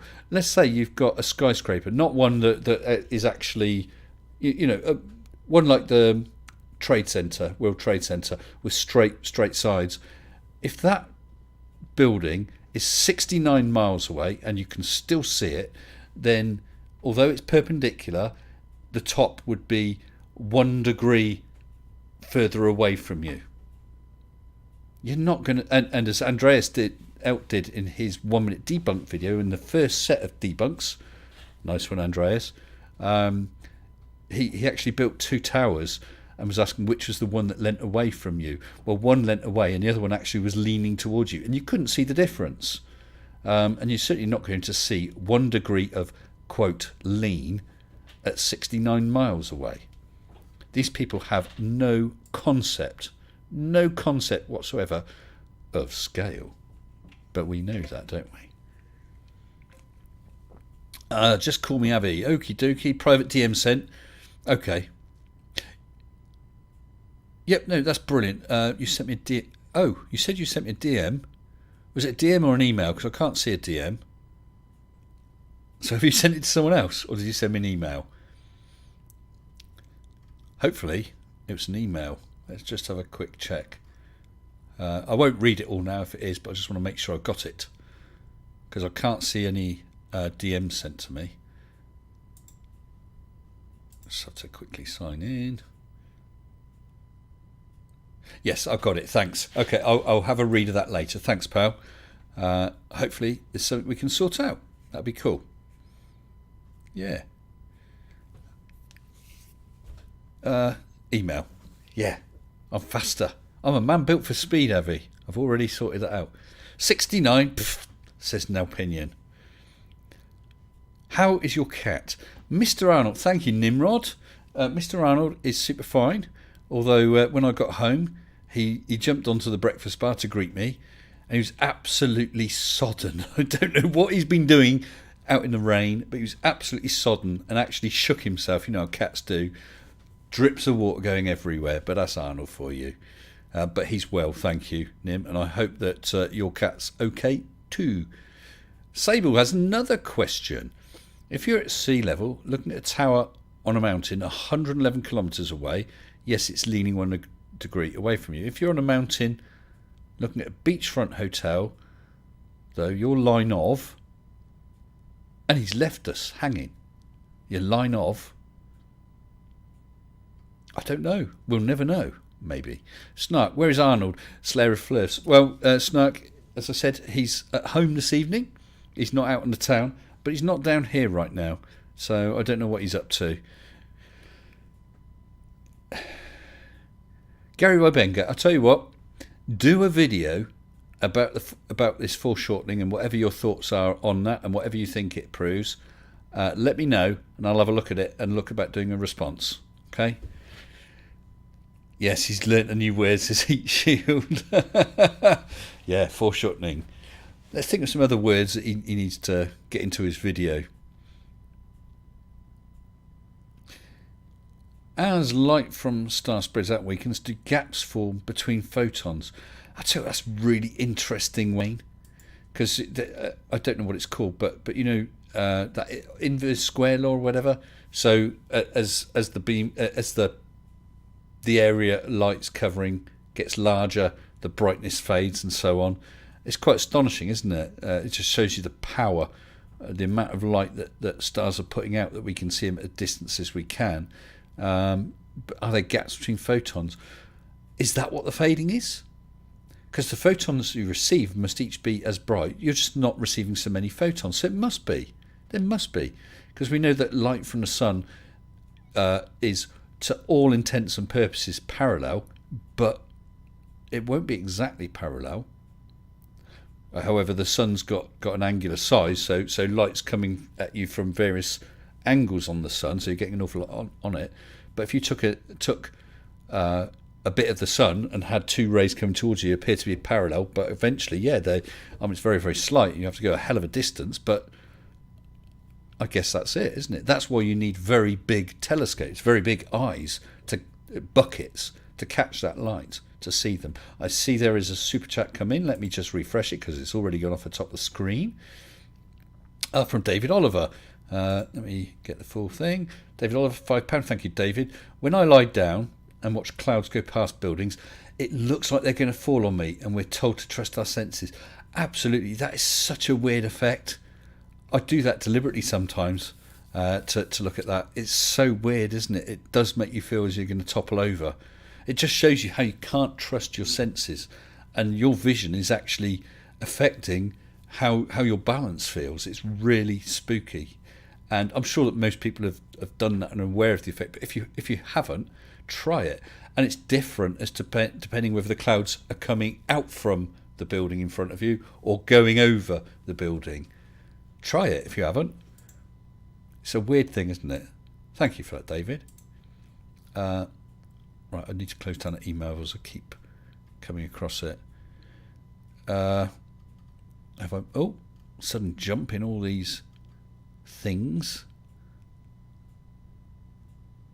Alan says in many recipes you can substitute foreshortening for fore butter. Yes. Oh, I've got another super chat. Who's that from? Again, refreshing. Oh, from some old dude. Sun is half a degree. Thank you, some old dude. Super chat, $5. Yeah, because that's this whole business with umbra and penumbra that certainly gets Mr. Thrive and Survive all in a tiz. And I did a video that met his challenge. He acknowledged it and shut up, but then refused to engage me after that. Yeah, the sun has width. It's not a point source of light. So we're receiving light from the left-hand side, from the top edge, from all over that surface. So it's not a point source of light just with the rays going apart. In effect, you've got an infinite number of point sources, each shining light in every direction. So we do get effects like umbra penumbras. Umbra penumbra. Yeah.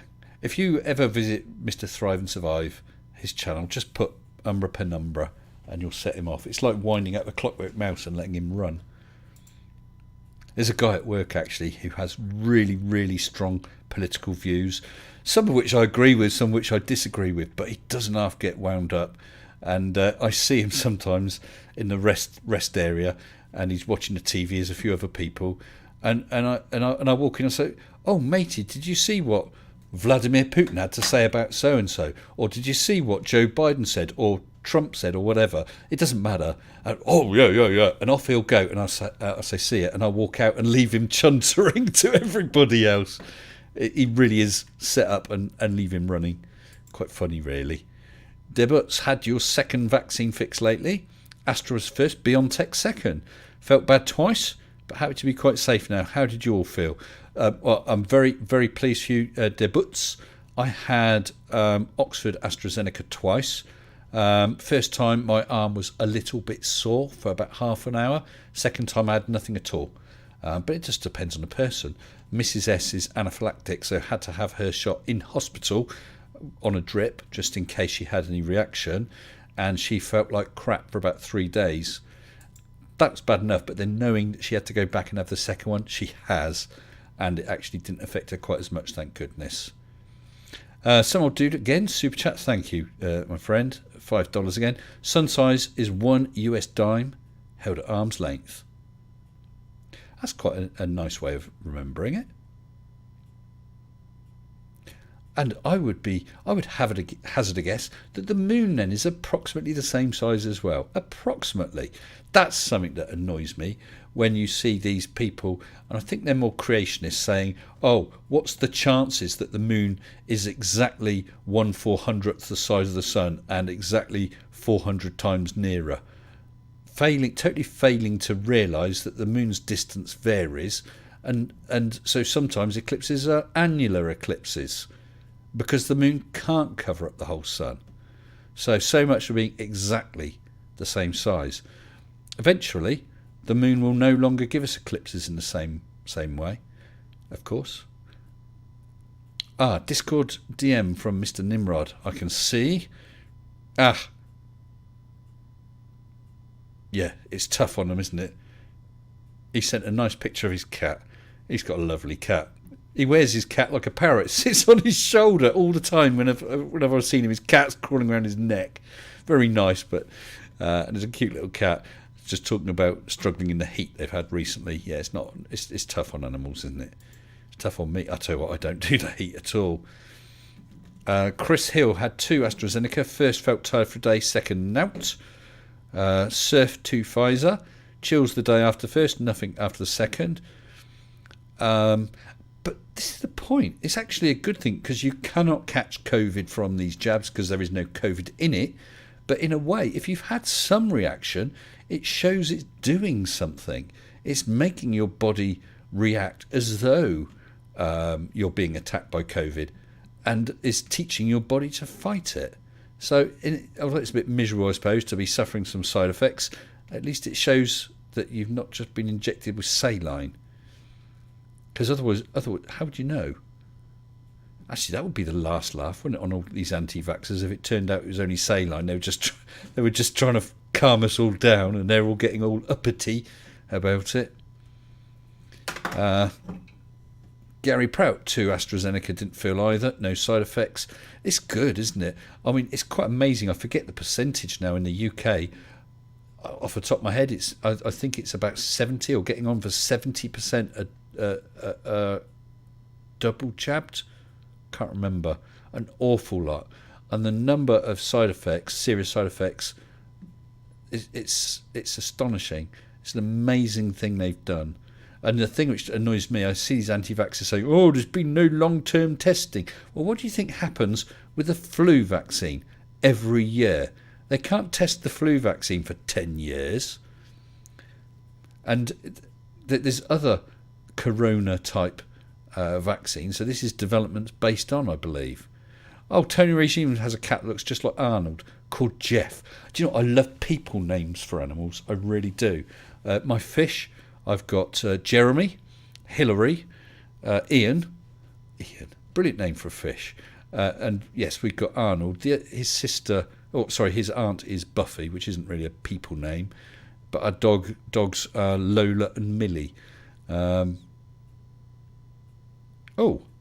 Debut says, oh, by the way, you're the first one actually pronouncing my name 100% right. Oh, yeah. I do like to have a crack at it. I think that even if someone butchers your name, if they're making a genuine effort to pronounce it, because my name is, well, I don't think it's that difficult, but a lot of people do find it a little difficult. If someone's had a good go at it, you know, it's not just, oh, I'll take the mickey out of your name, but they're trying to pronounce it. I respect that, and it's nice when someone puts in a bit of effort. But thank you for saying that I pronounced that correct. I'll tell you what, there's one guy whose name I had to get lessons from him, Edwulf Slitchverter. It took a while to get his name right, and if you've seen it written, you'll understand. Actually, I wonder if I can post his name. Where on earth would it be? I can't think where it would be. Why can't I see that? Because pronouncing his name, maybe it's down. I'm looking down my Discord trying to find his name. Where are you, Edwulf? Can't see him on there. Never mind. That was one I did have some trouble trying to pronounce. Effie peer review, my cats, all in heaven now. Jerome, Cassandra, Mitri, Moonstone, Frankie, Nancy, Alice and Bailey. I like Baileys. We've had Buffy the Vampire Slayer. That's who she was named after. Grr, arg. We've had who did we have before? Oh, I had Bonnie and Clyde. Were the first 2 cats I had when I lived by myself. Absolutely wonderful cats, lovely. But I've had many cats over the years that have been very nice animals. But Arnold is one of those. If you're an animal person, you know there's lots of animals who are great, and then occasionally you'll get one that is super special, and he is one of those. Really is. So Buffy the Vampire Slayer, love that series. So how are we going for questions? Because time's getting on. They've actually generally been pretty sensible questions. I was waiting for an onslaught of silly, but it hasn't really happened. Probably just as well. Where are we with this? Okay. Just double checking, make sure I haven't missed anything.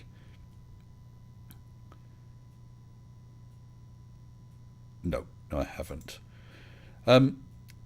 So I did say end of August, I'm going to be going away with Mrs. S for a week. It's actually It's in the UK, but it is an actual holiday rather than just staying with friends. I mean, I do enjoy going to our friends in Cornwall, but actually getting away, somewhere we haven't been. So when it comes to that, I'll be taking a break. Although I may well do a live stream, from somewhere while on holiday with my phone. Yeah, Dark. I didn't know your name was Jeremy. I remember. A question. What is the airspeed velocity of an unladen flurf? Well, it depends, doesn't it? African or European? Silly person. You've got to be more specific with your questions, Chris Durham. Yes, so I'll do a live stream while I'm away, and I hope to do filming at this particular location where a famous experiment was done, and it'll be a nice place to go. But then, of course, I'll have to turn that into a video at some point upon my return.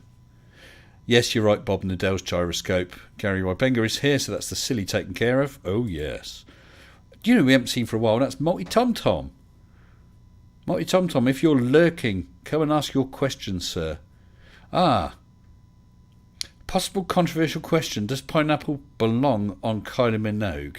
Well, look, Sable, I have no issue with pineapple being on Kylie Minogue.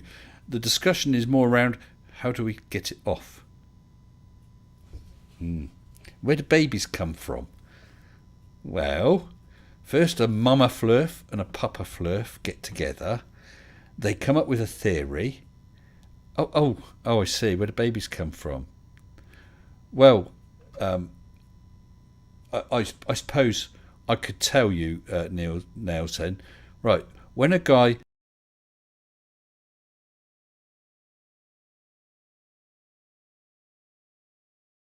And from there, it's downhill all the way. Oh, did my sound drop out for a while? I hope it did, because what I just said, I don't want broadcast. This is where we find out someone here's a lip reader. Ooh. Oh dear. Does YouTube offer lip as well as captions? Does it offer auto lip reading? If so, I'm in big trouble. Bang goes my channel. Debuts would have some pineapple on Kylie. Oh, going to take any... I didn't even know there was anyone in the Discord waiting room, Mr. Nimrod. Yeah, let's get a... Oh. Hold on. Let's drag you guys in. I actually accidentally clicked on the live waiting room. Hello, Welshie. Hello, Nimrod. Hello. Oh, I've just been asked an interesting question before I get to you guys. Do I ever get recognised in the street? Well, I'll tell you what, Robert. I am waiting for that to happen. To be honest, it'll be quite exciting, really, to think that someone who I wouldn't have had any contact with has watched my channel and recognises me in the street. Because you know everyone has doppelgangers. So I wonder if anyone's ever gone up to someone and said, "Hey, you're Mr. Sensible," and they think, "Who the hell are you? What are you talking about?" But I'm actually looking forward to when that happens. I tell you what, the first person I meet and recognise in the street, I'll either buy them a pint or a cup of tea or something, just in thanks. I'll be looking forward to that. Yeah, Welshie, Nimrod, how are you guys? Good.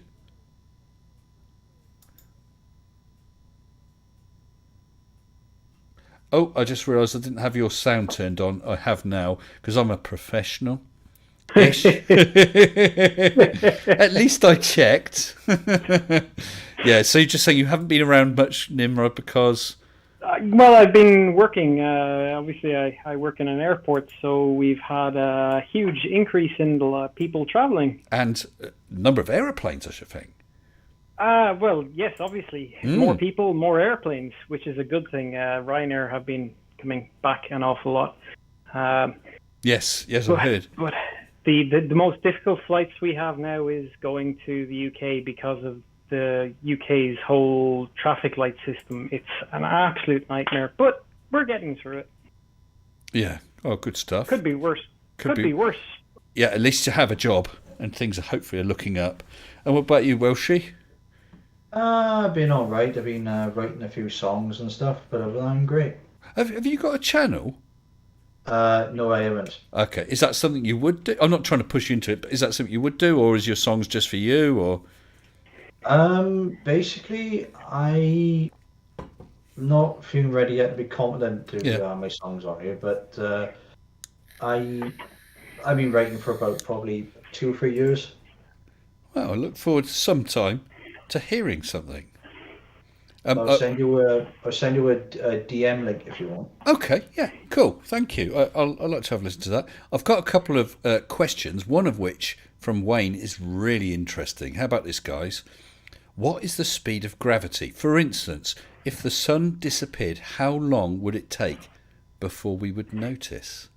Well, that's quite interesting, isn't it? Because of course it took 8 minutes, roughly 8 minutes before we saw that the sun was gone.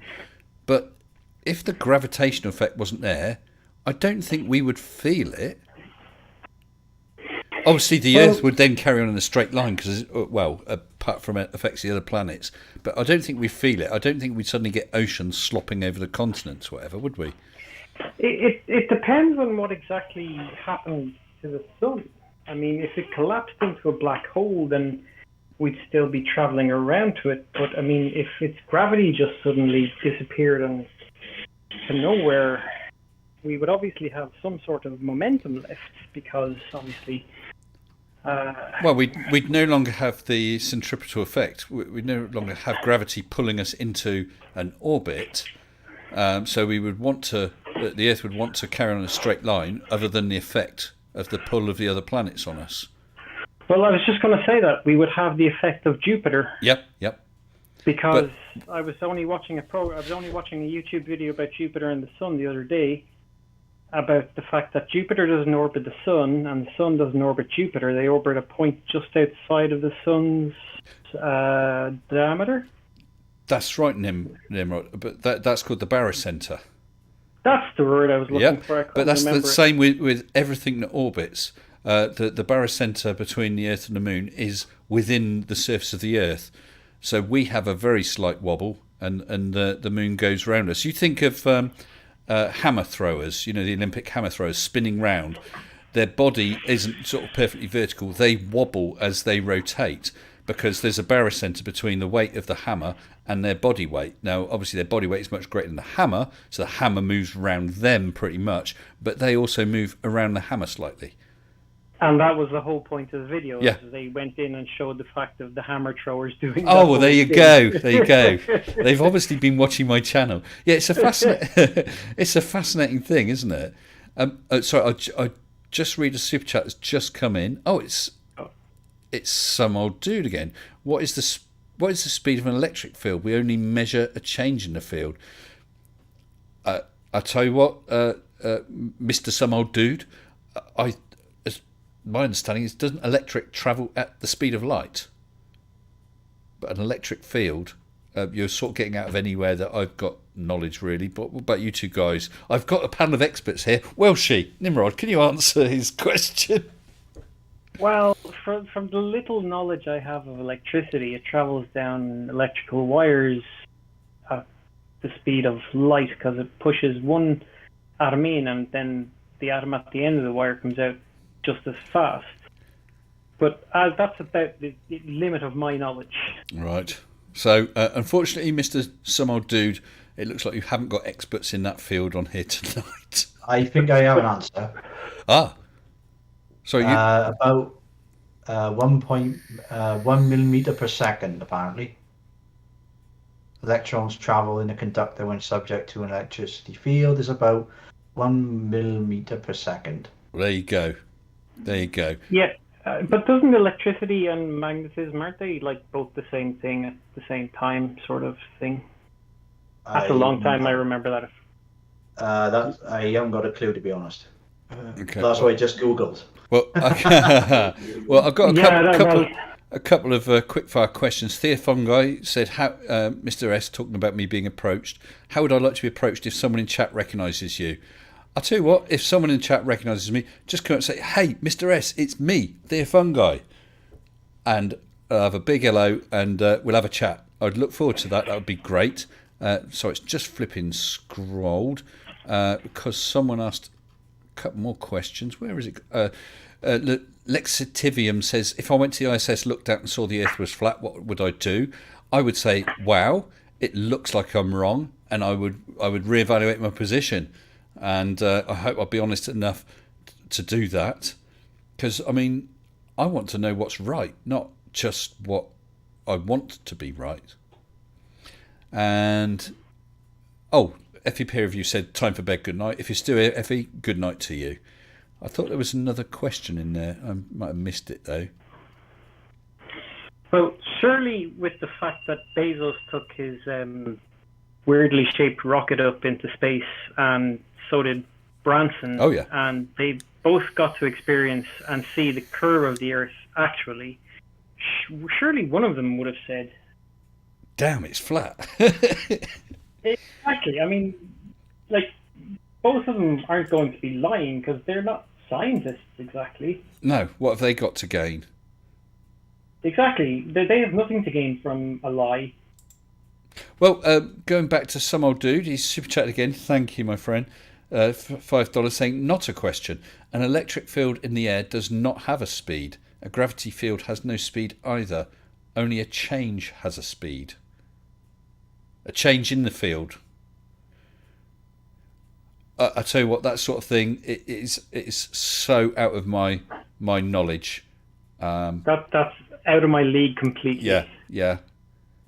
And Marcus Dresden again using too many stars. Now Pinion's trying to figure out where I'm going on this holiday. He's deducted that I'll go to Cambridge or Peterborough. Perhaps you should run a book. What's in Peterborough? Oh, I don't know. The thing is, if we're going to run it as a competition, then I better not comment. Let's do a competition. I'd have to think of something as some sort of recognition or a little prize or something, Yes. and a way of entering. If anyone can guess the place and experiment. The place and experiment would tie up very, very tightly. If you want to have a go, send me an email. Just say competition or something, and I'm guessing that you're going to so-and-so place in connection with the so-and-so experiment, okay? And just for fun, no time scale other than once I've been there.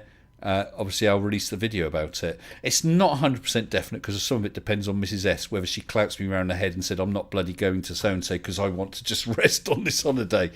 But I'd like to go to this place. As long as it doesn't cost $1,000 again. No, it won't cost $1,000. No. And Biggest Dogger says that if he does see me, he's going to say he's Gary Wybenga. Well, I'll tell you what, if Gary Wybenga, if you happen to bump into me, come up and say hello. I'll say hello. I'll shake your hand and we'll sit down and have a coffee or something. I have no problem with that at all. Or if you're actually a stealth Biggest Dogger, so that's fine too. And, do you know what? I hate the way he suddenly jumps. Can I just say one thing? Lexitivium just said, Mr. Sensible, thank you for answering that sensibly and honestly. I wonder if that's because we weren't able to answer questions. Which question was that, Lexitivium? I know that he had a question. I can't remember what the question was now.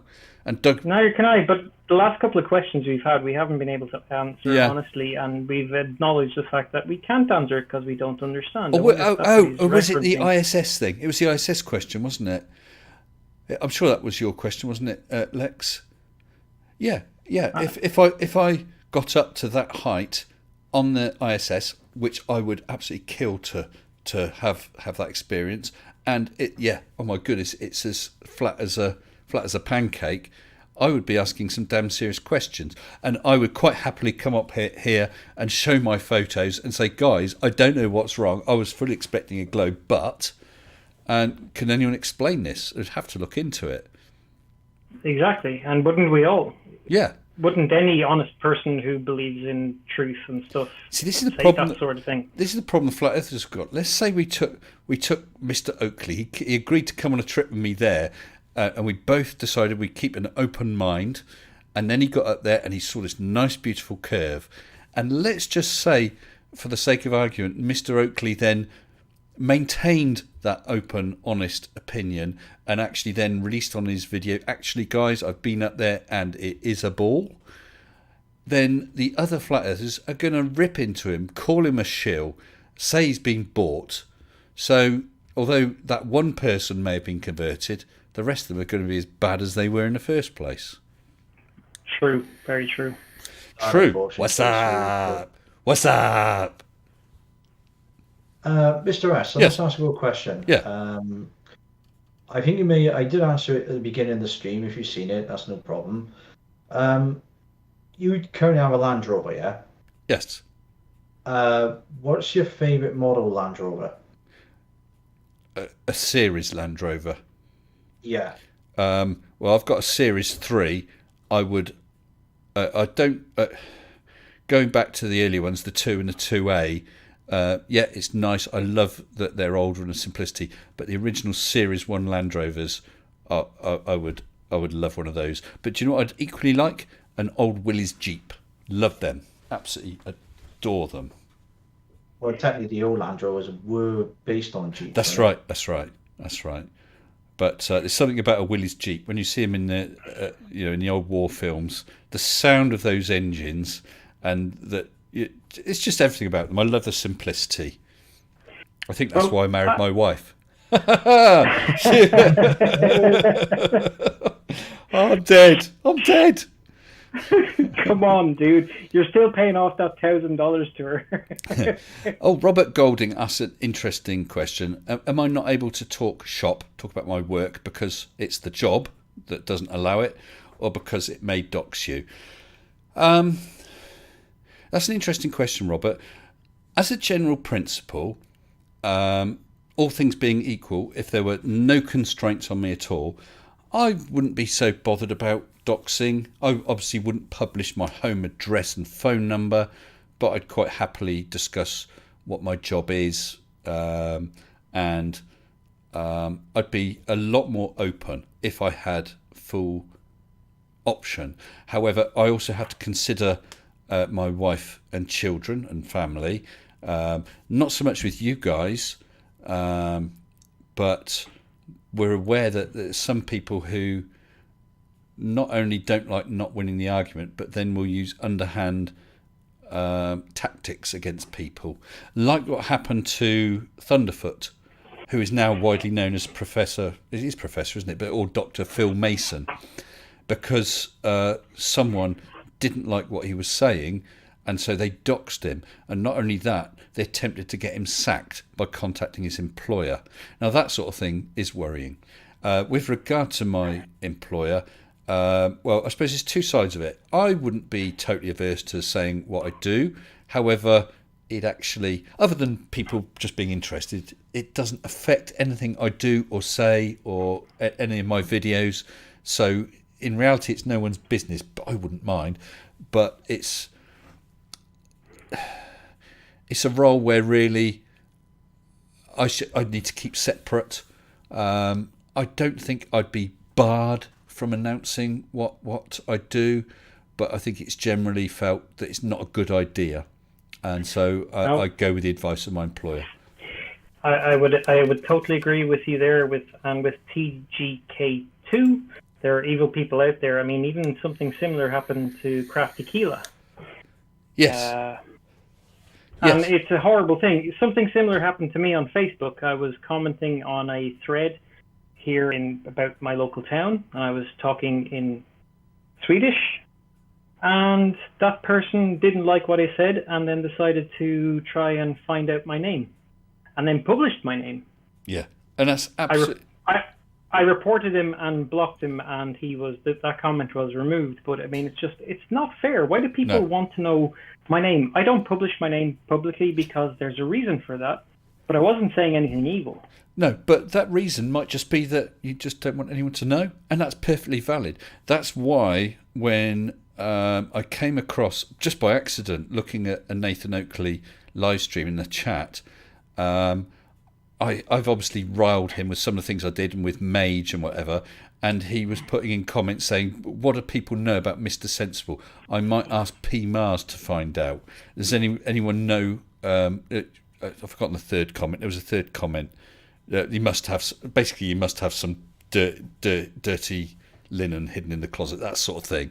But I felt that was an attempt at doxing, and that I find that absolutely unacceptable. And I gave him a fortnight. I gave him 14 days just to withdraw it and say, "Look, sorry, I didn't. That's not what I was meaning to say," or even, "Yeah, I was going that way. You're quite right. I'm wrong. I shouldn't have done that. Sorry." But no, he didn't at all. So I went to the police, and they spoke to him because doxing is totally unfair. Now I happen to know some stuff about him, partly because of that interaction, but I would not dream of sharing that information with anyone.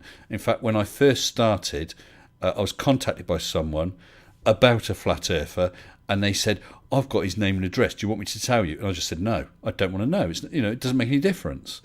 And let's say, Nimrod, you said, "Oh, I'm going to publish so-and-so flat earther's address and where he works and so on," I'd be telling you right here and now, absolutely you shouldn't do it, that's wrong, and if you were going ahead and doing it anyway, I would report you, because that's totally out of order, isn't it? Oh, totally. I would never, unless there was a direct physical threat to me or somebody else, I wouldn't go about doxing anybody. And if I was to do it, I would only do it to somebody official like the police. Yeah, exactly. So that there would be no harm coming to anybody. Exactly. It all has to, the judiciary, and for legal reasons. If I knew some stuff and about, let's say I knew some of those details about yourself, Nimrod, and for whatever was happening, and police officers contacted me, and obviously I verified that they were real police officers and then wanted to know that information under those circumstances, I would pass that on. But that's not publicly available then. And Boris Johnson apparently asks if I French kiss. Yeah. If that makes you happy. I can't believe that. I just told Boris Johnson I French kiss. Oh no, shock horror. He should know a Valley's kiss. Sorry? He should know a Valley's kiss. A Valley's kiss? Yeah, punch. Oh, is it? I've never heard of that. Oh, is that is it a Glasgow kiss, which is a headbutt? Yes. or giving somebody a Chelsea smile. I've not heard of that. Oh, I was told that one a long time ago. It's where you put a knife, you cut the edges of their mouth, yes, and then you kick them somewhere where they're going to scream. Yes. And they get a Chelsea smile. Just called me Avi. He said because of that, it'd be better not to show his face or her face, because I don't know.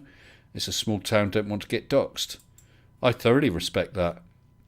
I mean, I have met one other debunker, and that's Creaky Blinder, and we met in a neutral place, somewhere for a meal. It was him, his wife, me, and my wife. I had a very nice meal, chatted for a while, and then he felt comfortable enough and trusting enough, so I went to his house and carried on chatting for a while, and that was great. So I ended up seeing his studio, which was rather exciting. Well, actually, if anyone asked me his address, even if I wanted to tell him I couldn't tell him the address, I wouldn't know it. We just followed him there. But I think it'd be hard to pronounce. It's in Welsh anyway. Yeah, that's right. Only I could decipher it. Well, I have just read that heat shield, and I wish I hadn't. Thank you, mate. So the behaviour of some people with regard to doxing is despicable. I'm sure that it's not something that most flat earthers would do, but I know there are some that do it. That expat taffy that Creaky's actually been dealing with, following Brian Pop Robson's many, many dealings with expat taffy. I did a video about expat taffy, and then he made about 3 or 4 about me, and he's so stupid I just didn't bother after that. But I am aware that expat taffy either did or tried to dox someone, and I've seen evidence about that, and that's terrible. But wasn't the people who tried to dox Crafty Keela, they weren't flurfers? Right. What I was saying, Nimrod, is from what I know about that particular thing. I don't know much about it, but no, and nor do I. And I've got to be honest, since that is something that's alleged to have happened, I don't think we should talk about that sort of specific. I'm quite happy to talk about the specific with myself and where Oakley looked as though he was trying to dox me. Okay, but let's keep out of anyone else with names, if that's all right with you. Okay. No, that's cool. I was just trying to make a point that it's not just happening on one side. No, and sorry, that's what happened on both sides. Yes, that's that was what I was. That was actually something that I was trying to say as well, and I sort of wandered off point. I was saying that I'm sure that it's not all flat earthers, but there are some. Then I wandered off to expat taffy. But what I was also going to say is I am sure that there are some on the globe side, if nothing else, purely because of the numbers on our side. But I'm sure there's some on our side that would consider doing something like that. In which case, if anyone like that is listening, I would just have to say, please don't. It's not fair. No matter what, if you have a really serious issue with someone, take it up with YouTube. If necessary, take it up with the authorities. Don't do stuff like doxing. I'm sure you guys wouldn't anyway, but it's not fair. Oh, right. Would never dream of it. I even though I have doxed myself technically sometimes on some of the live streams I've been on, that's my choice. Yes. And there was one stream many months ago when I actually used my name. Oh my God! How did I miss that? That's like for instance, I might say, well, I was talking to Nimrod and he said, "Hey Fred," oh my goodness, I just said my name. It was like that. But Martin H has said, with that in mind, Mr. S, would it be a good or a bad idea to have some sort of meet-up in the UK when it's safe? Well, I'm up for that. I really am. And I know that there's a number of debunkers. We've been talking about having a meet-up with Sarcastic Barman. His pub. Yeah, we heard about that. Yeah. But, of course, we still got the COVID stuff. Or we still have had the COVID stuff. But that still may happen. That's an interesting idea. I don't know. Because, of course, there's lots of other people from other parts of the world. So how many people are in the UK? And the UK is still a pretty big place. How many people would be willing to travel and how far? Don't know. But I'm up for that because I'm not worried about meeting people. The same information I keep quiet here, I'd have to keep quiet there. So... But I'd be up for that. If I met you in the pub, I'd call you Mr. Sensible. That's the first thing I'd say. Because what else do I know about you? Your name's Mr. Sensible. I'd call you either Arnold or Sensible. Yes. And Robert Golding says, if I ask a third great question, do I get a great prize? Like, my wife thinks you have congenital hair loss. Is this so? No. Robert, to be honest, I'm not sure how much hair I would grow if I just let it grow. It probably might be a bit of receding.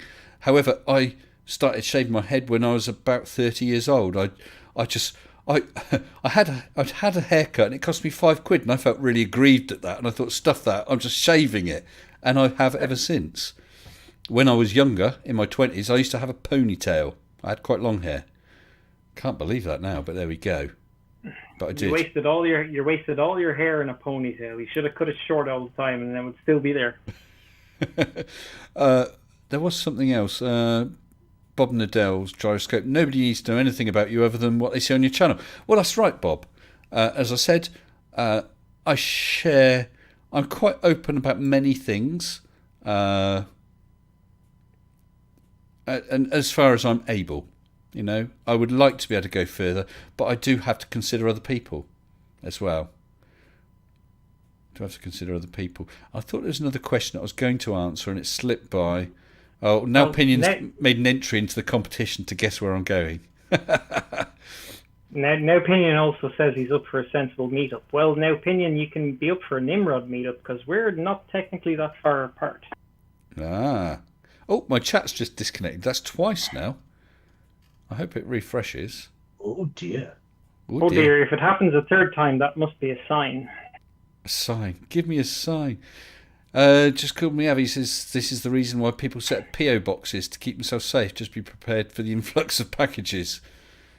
And now Opinion's up. Yeah, is up for a sensible meetup. It would be good. I don't know quite what we would do and where. And let's say we said, right, we're all going to meet in Trafalgar Square on the 25th of next month. That's great. So we all meet up. Hello, I'm Mr. S. Hello, I'm Nimrod. I'm now right. What are we going to do now? Well, we'd have to have a bit of a plan, wouldn't we? It would have to be a sensible plan, of course, with cheese involved. And it'd be good. Yeah. Yeah. We could meet up in the Cheddar Gorge.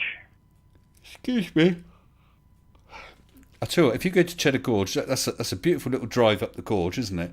But if you actually go into any of the caves, it costs you quite a bit of money, I think. It wasn't cheap last time I saw that. I've never been there.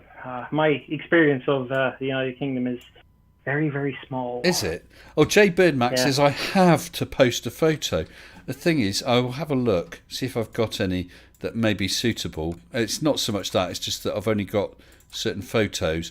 I have posted a photo of me with hair, but it was with hair while I was in fancy dress. So I'm just looking at my oldest photos to see if I can find one that'll have a photo. I'll have a look through, and if there is one... Oh, here's one.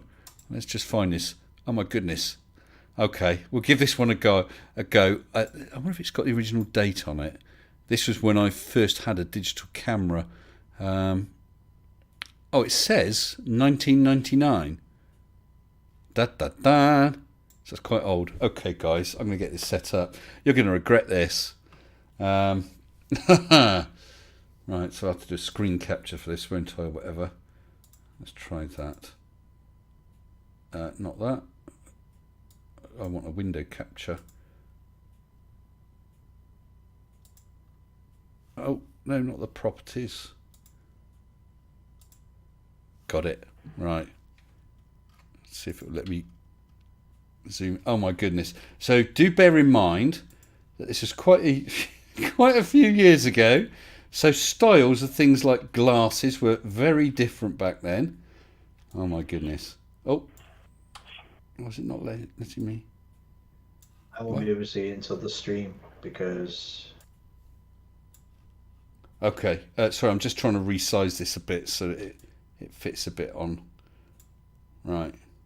I just know my stream's a little bit behind yours, so... Well, you can watch it on the Discord and you'll get it pretty much straight away. Okay. I can't see it. Okay, guys. So this was... What year is it? It's 21. So this is 22 years ago. Here we go. There you are. Lord. Can't even begin to imagine what age I was, crying out loud. Well, it should be. That's a long time ago. It should be there. Oh my goodness. This was me with hair. Has it come through yet? Not for me, but that's...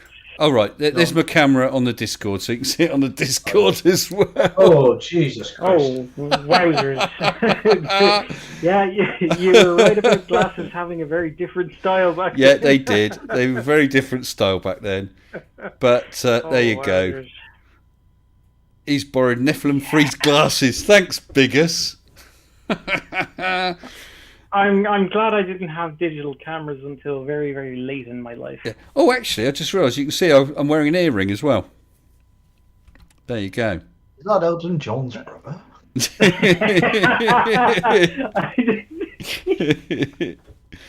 Hunter S. Thompson. I don't know who Hunter S. Thompson is. But there you go. You see, I can grow my hair long if I want to. I just choose not to. Oh, Hunter S. Thompson. What's it? Was I in League of Gentlemen? Didn't see that, Tony Regime. No, something in Fear and Loathing in Las Vegas. That's Hunter S. Thompson. Oh, man. Oh, yeah, man. No, I get the Hunter S. Thompson reference now. That's... All right. Sable Eagle says it's come through and you look like you may have been Duran Duran. Have you learned your way? Was I Radio and DJ? Guys, it was that picture, at least on my computer, was from 1999. It may have been a little older than that. In fact, I'm pretty sure it was. But there we go. So don't say I don't treat you all. that is Radio 1 DJ Smiley and Nicey from the Harry Enfield show. Is it now? Is it? Radio 1 disc jockey. So yeah, I did have hair. I'm just wondering if there was any others with a different style. Because to be honest, I didn't end up getting in many photos. There's photos of the kids, photos of the missus, but not. Oh, sorry. Boris Johnson just asked, "What age did you lose your virginity, Mr. Sensible?" I'm still pure. here you go then. Hold on, let's change this one. Oh no, not that. Where's it gone? 60. Right, I'll have to resize this picture. Here's another picture. Lexivitium, that's not Mr. S, that's Michael Perschbrandt. Hold on, let's just make it a little bigger if I can. That's what she said. Oi, there you go. There's another one. I just whipped out my python. Oh, it's Lord. A boa. Whipped out my boa. Oh, he's a big boy. He was very big. I couldn't believe the weight of him. Adam L says, is this 1999 or 1975 when you seduced my mum? Smashing nicely. Yeah. That I couldn't believe that. I mean, that snake, you can see with my right hand, his head sort of not much further on, but the tail just went on and on and on. And that thing was heavy, really heavy. That's what all men say. It all goes on and on and on. Yeah. Yeah. People aren't commenting now. I think they're in shock over the last picture. Yeah, Debut says, how will I be able to sleep now with this picture in my head? What has been seen, yeah, cannot be forgotten. Well, at least that snake has 2 eyes. Oh my God.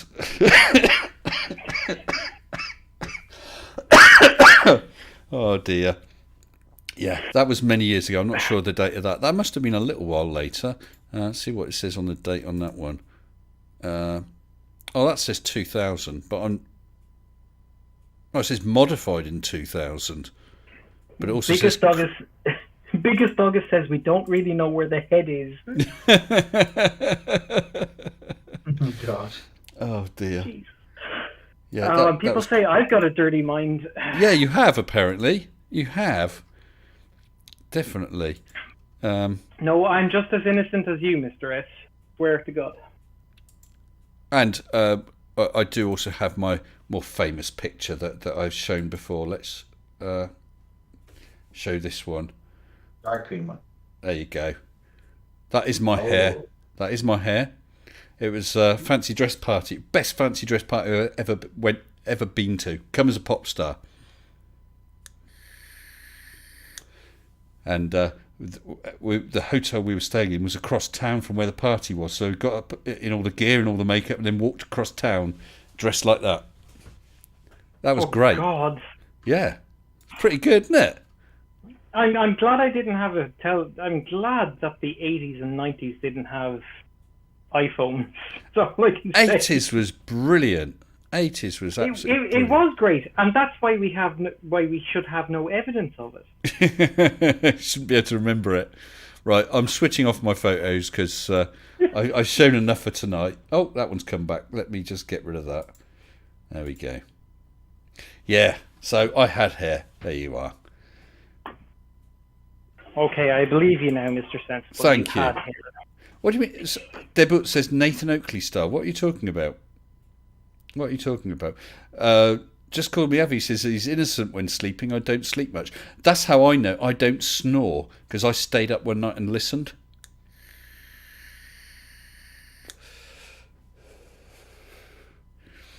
I look like I should be presenting Family Fortune, says Graham Price. Oh dear. Well, I'll tell you what. Post some photos of you guys 20 years ago and let's have a laugh at that. Yeah? This is the thing. What's this? It does say ask anything. Well, Paida. It does say ask anything. What was it you asked? You are allowed to ask anything. I just have the option not to answer. Although I have tried where I can. I'm scrolling back. I can't see what your question may have been. But yes. What's your favourite cheese then? Already been asked that. And I said, I think it's probably brie in a French stick with cranberry. But I do like Stilton as well. Love Stilton. I still like a good strong cheddar, I do. I'm sorry? Don't like blue cheeses. Strong cheddar, yes, definitely. Yeah, I'm moving him wrong. I love a strong cheddar. I can do some blue cheese, but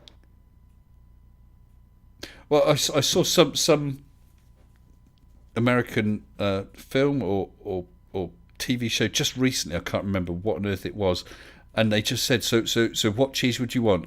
American, cheddar, or Swiss?" Like that's the only three choices you get: American, cheddar, or Swiss. But there's so much more. Oh, I just realised that question you said we are allowed to ask. I think it was probably about the virginity, isn't it? Yes. Well, let's just say it was a shock when it happened. It wasn't what I was expecting at the time. Were you under the influence? No, I wasn't. But I will share a personal story. It's called the lemon sorbet story, and I do bring this up time to time. With a whole group of friends, went out to a pizza place, and there was this lovely, absolutely gorgeous Australian girl. She was stunning, and she was sat opposite me, and we were talking through the meal. I thought, this is great, this is brilliant, this is. And I ordered a lemon sorbet, and it was one of these lemon sorbets actually served in the lemon. Not very original, but there you go. And it was obviously frozen. Not only was it frozen, it was frozen rock flipping solid. And what the way to do it is they cut the top off, hollow the lemon, put the sorbet in, put the top back on. So this top was stuck on it. So let me get something. Right, this pen. So I got my spoon, got the lemon sorbet, and I'm talking to this Australian girl, and I'm trying to get this top off, and it goes flip, and the top flew across the table straight down her cleavage. I'd never met this girl. I had never met this girl before. She was absolutely lovely. I didn't quite know what to say. Thankfully, she laughed about it, and I did go out on a couple of dates with her. Oh yes, but that was quite an amazing thing. Lemon sorbet. Talk about an icebreaker. Yes. What's this? Sable Eagle. Does Mrs. Sensible let me bring a poisson de Bourgogne into the house, or do you have to eat in the backyard? I'm assuming that's some sort of really, really stinky cheese, is it? I've never heard of that before. No. I just sent you a DM in Discord if you want to see a picture from a long, long time ago of me. Are you that girl at the front? No. Which one's you? In the middle? I'm the one. Oh, at the back. Yeah, at the back, looking to the left. I recognise you now. Yeah. I'm hiding from the cameras. Yeah, absolutely. That was me a long, long time ago. I was in all the official photographs for the unit that I was in. I was never in any of them fully. Yeah. I was always half hidden behind somebody else because I hate being in photographs. Right. Oh. Right. Talking about lemon sorbet, Avi says, perfect shot. What a way to introduce yourself. Well, it was quite a talking point. Max asked if I retrieved it myself. Shall I just say I didn't retrieve it myself that night, but I had a look another night. We'll leave it at that, shall we? The Mr. Sensible School of Pulling Aussie Birds. Make it look like an accident. I know, honestly, she was a lovely girl. She was really, really nice. Really nice. I can only imagine that she was quite embarrassed at the time, but everyone had a good laugh. Yes. I didn't even think to ask, and to be honest, I was probably too shy to say, do you want me to retrieve it before it melts? Or can I warm up the rest? Oh dear. Oh, those perfect moments we always miss. Yeah, I mean, you can just imagine it hitting her in the face, landing in her lap, going off on the floor, all those things. But oh no, literally, boom, straight down there. You could not have got that shot if you had tried. Oh dear. No, yeah, tell me about it. I'm trying to find the shot of me when I was driving my 25.25 meter truck. I can't find it anywhere. Sorry, Sable says the way to a girl's heart is down a cleavage at minus 15 degrees centigrade. Well, it's minus 15 deGrasse Tyson, according to Nell Pinion, and his new task to get Celsius changed to degrees Tyson. Nell's accepted my challenge. a photo. Right, I'll have a look at that now, Pinion. Oh my goodness, that's really you. Is it from 20 years ago? Do you know? Being honest, I can just about recognise your eyes, but other than that, I would never have said that was you. If I had just been sent that photo, it wouldn't have made me think. Do you know what that looks like now?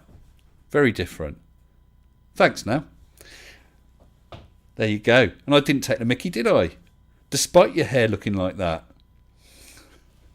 Only you and I know what that photo looks like now. Right, super chat bids for Now Pinion's photo. Oh dear. But don't forget to have a go for that competition, friendly competition. I'll think of some sort of acknowledgement, or perhaps a small prize. If so, it would probably be a small silly prize of guessing where, not where I'm going on holiday, because that's just a more general area, but a particular place I'm planning on going while on holiday in order to see it and then perhaps do a video about it, or based or connected to it, and an experiment that took place there. So if anyone guesses it right, they will get acknowledged. I'll do something to acknowledge it anyway. So I don't know if I've had any entries. That'll be exciting.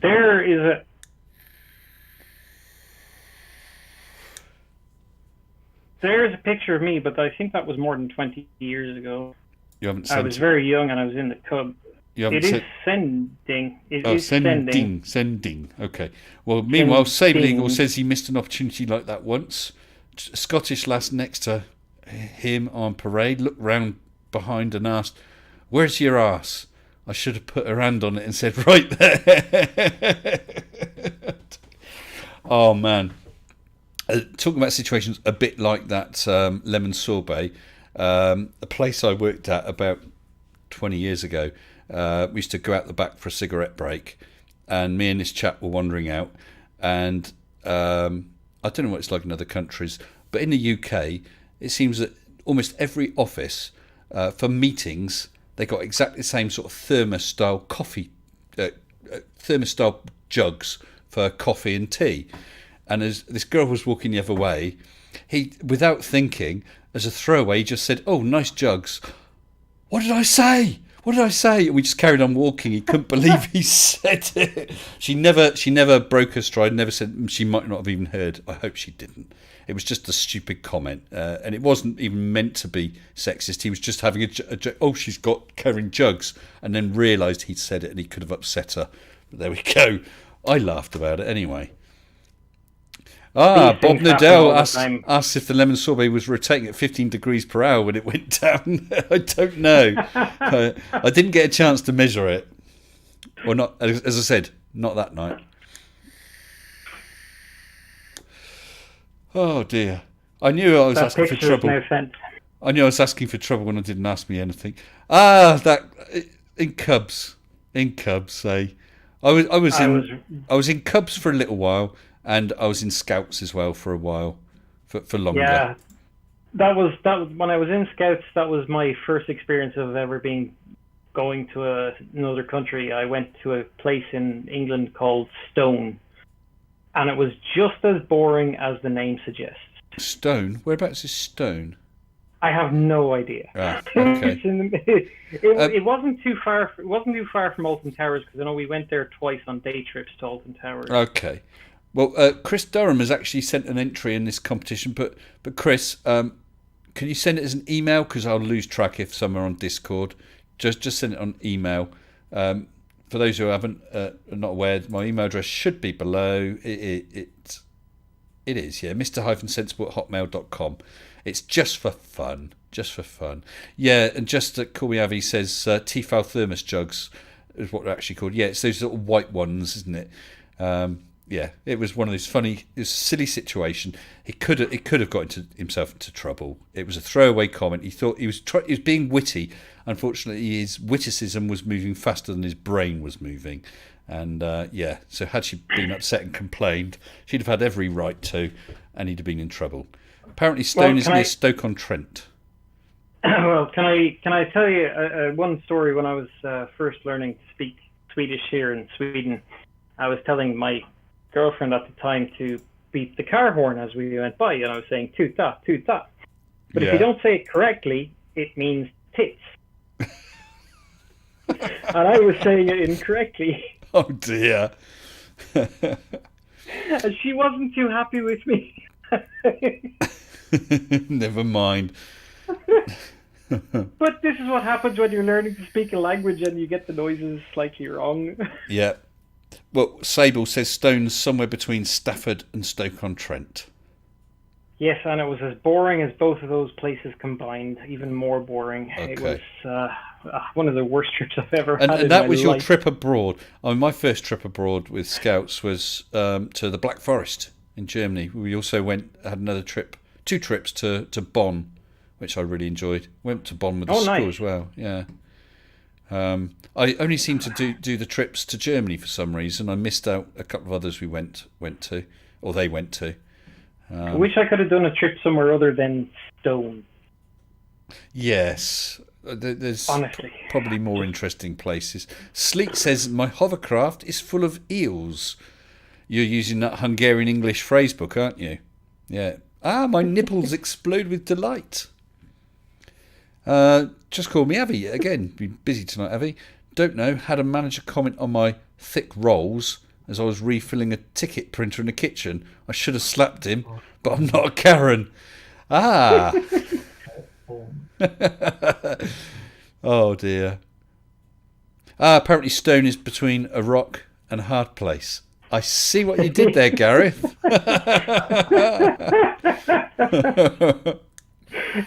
A rock, a hard place, and a very boring place to be a scout in. That's all I can say. Well, Adamel went to a forest 100 kilometres away. I did hear of someone who went on a seaside trip in the UK and went on a mystery tour.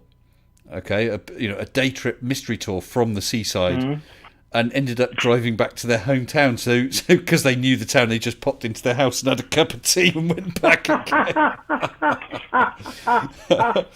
It's like what a great mystery tour! Yeah, my brother went on holiday somewhere and bought some, what do you call it, visitors type souvenir tea towel, and then found it was printed in our hometown, which was funny. But there we go. It's like going to China and finding a trinket you can buy at home, and it says on the label, "Made just around the corner." Yes. Hey, Mr. S, I dropped you a DM. Okay, let's have a quick look. Oh, right. I attached a note as well. That's a what, sorry? I attached a note with it as well. A note? Oh, Yeah, is this song thing? Yeah, it's basically a performance we did. It was a live stream we did about just last week. Okay, thank you. I'll have a listen to that. Thanks, Welshie. Yeah. So, I mean, you said that you're not in a position feeling comfortable doing stuff sort of on YouTube right now. Is it something you think you might do in the future, or? I do if I feel better, more competent guitarist. Sorry, say again. More competent guitarist. I definitely come on in the last year. I'm sure it's practice. I'm not musical at all. I've got a good ear for music, but I can't play it at all. Not at all. If I look at a musical score really carefully, I can work out what a note is, but how people do it, just without thinking, and their fingers are reacting, and I think it's a stunning skill. My ears are not too bad. I can pick up some stuff in my ear, but I go look at tab out and look at chords. Yeah. Well, I've got really wide musical taste. I don't have a particular genre. I mean, I've got some genres. I do like quite a lot of rock and roll, but I like stuff from almost any genre. And I never understood really why people are, for instance, hip hop and hip hop only, or whatever and whatever only. Someone's making some strange noises. Nimrod, I think. I think that's probably me. It just started raining really heavily. Yeah, I can hear it. I was worried about that here because this is one of these garden offices, and although it's all insulated and so on, the roof, the external skin's a metal skin, so when it hammers down, it makes quite a racket in here. I go crazy taste in music. I can go listen to classical music like from Bach and many of the great composers that go listen to absolute brutal death metal. Yeah, why not? Why not? But you say have you ever seen Monty Python? Heard Monty Python's song about the decomposing composers? I may have done, but it's been a long time ago. Well, I'm sure that's on YouTube. The decomposing composers, about all these great composers who have died over the years. Yeah, that's worth a listen. Definitely worth a listen. Yeah. Oh dear. Well, where are we? It's 11:30. People, I have had great fun. Great fun. Please do feel free to enter this competition to guess it is an exact location, a named location that I'm planning and hoping to go to when I go on holiday end August. There'll be a fabulous prize, I'm sure, that will be worth next to nothing. It's for the honour of taking part, mostly, just for fun, see who can guess. As I said, it's in connection with a very, very famous experiment. And when I do reveal it, you'll all say, oh yeah, I've heard of that. Definitely.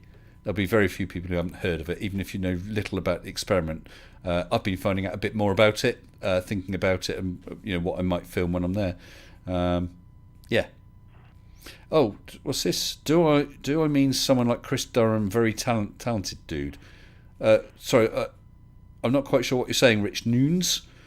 Chris Durham is on here. He's just above you, actually. Chris Durham wrote the theme that's used at the beginning of the Mage videos. Very good little tune, that, isn't it, Chris? I like that. I'll have to. If that was aimed at me, I'm not as close to Chris. Hell no. I can write. I have been writing my own stuff. I can write progressions, but I couldn't do what he does. Well, Graham Price says he's played guitar 25 years, piano 17, still can't read sheet music. There you go. No problem. There's a lot of guitarists that can't read sheet music, I know. Yeah.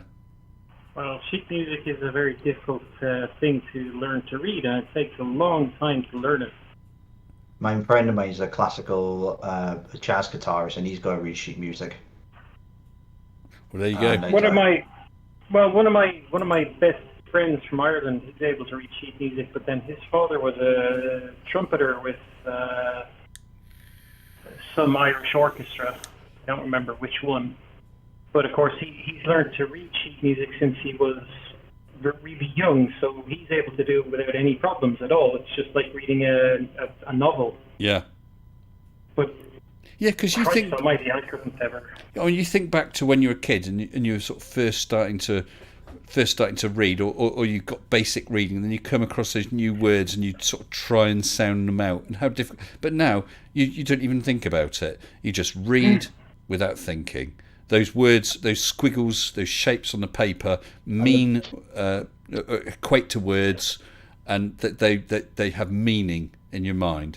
And to think that those all those notes, the bars, whatever, the quavers and semi-quavers and whatever, just glancing at it and without thinking, they don't have to think, right, that's an A sharp. That they don't. You just see it and know it. That's a wonderful skill. Wonderful skill. It is, and everyone in his family is able to read sheet music without any problems at all, because his father was a musician from day one, and they were learning it from day one. It's an amazing skill to watch him just pick out a piece of sheet music he's never seen before, and he was able to play it on the piano, and I was just, it's amazing. Yeah. I mean, I can look at, if I look at just the basic tune, I can sound it out in my mind and start to get an idea. I'll tell you what, one thing, what is it? I can't think of the name of it. Famous piece of music, used in Jules Verne, 20,000 Leagues Under the Sea, where Captain Nemo is playing. God. I can't think what it's called. But on YouTube, there's some videos, there's a channel, it plays pieces of music like that and shows all the notes playing graphically. It's absolutely stunning to watch.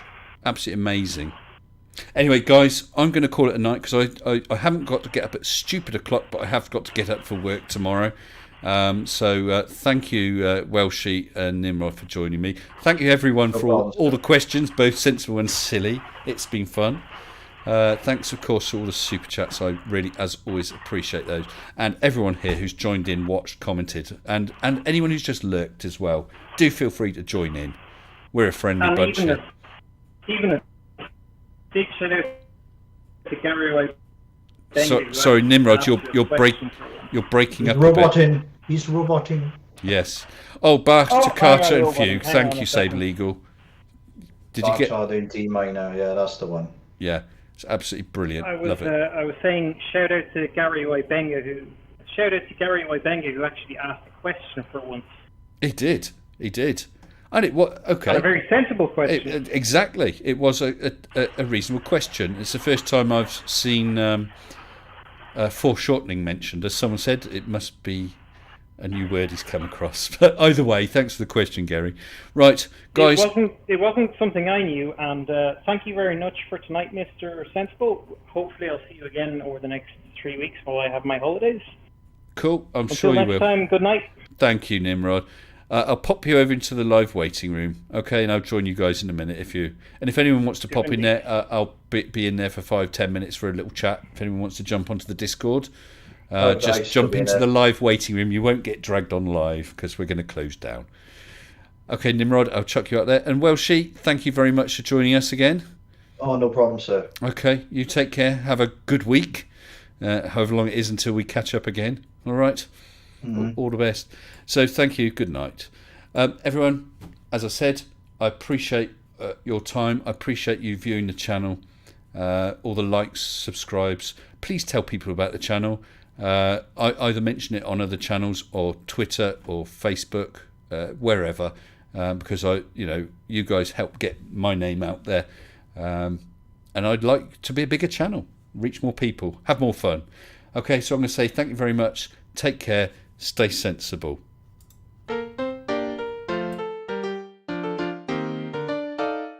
Mr. Sensible, Mr. Sensible, bring me some cheese, and get me only the best if you please. Here are some flowers, let me display them. Yea, Dr. Wawa, you have Arnold slay them. Mr. Sensible, you are a man. Subscriber is a faithful fan. Bring your logic and your cheese. Mr. Sensible, help us out, please. Mr. Sensible, I needed proof of gravity, so I jump off the roof. It's hard enough, let me go further. Why was I ever such a darn flat earther, Mr. Sensible? I'm such a clown. I am the laughing stock of the town. Bring your logic and your cheese. Mr. Sensible, help me out, please. Mr. Sensible, bring me a sphere to which the waters of the oceans adhere. Add explanations that let me be candid. So clear that all the fluffers understand it. Mr. Sensible, please hear my call. The earth is not flat.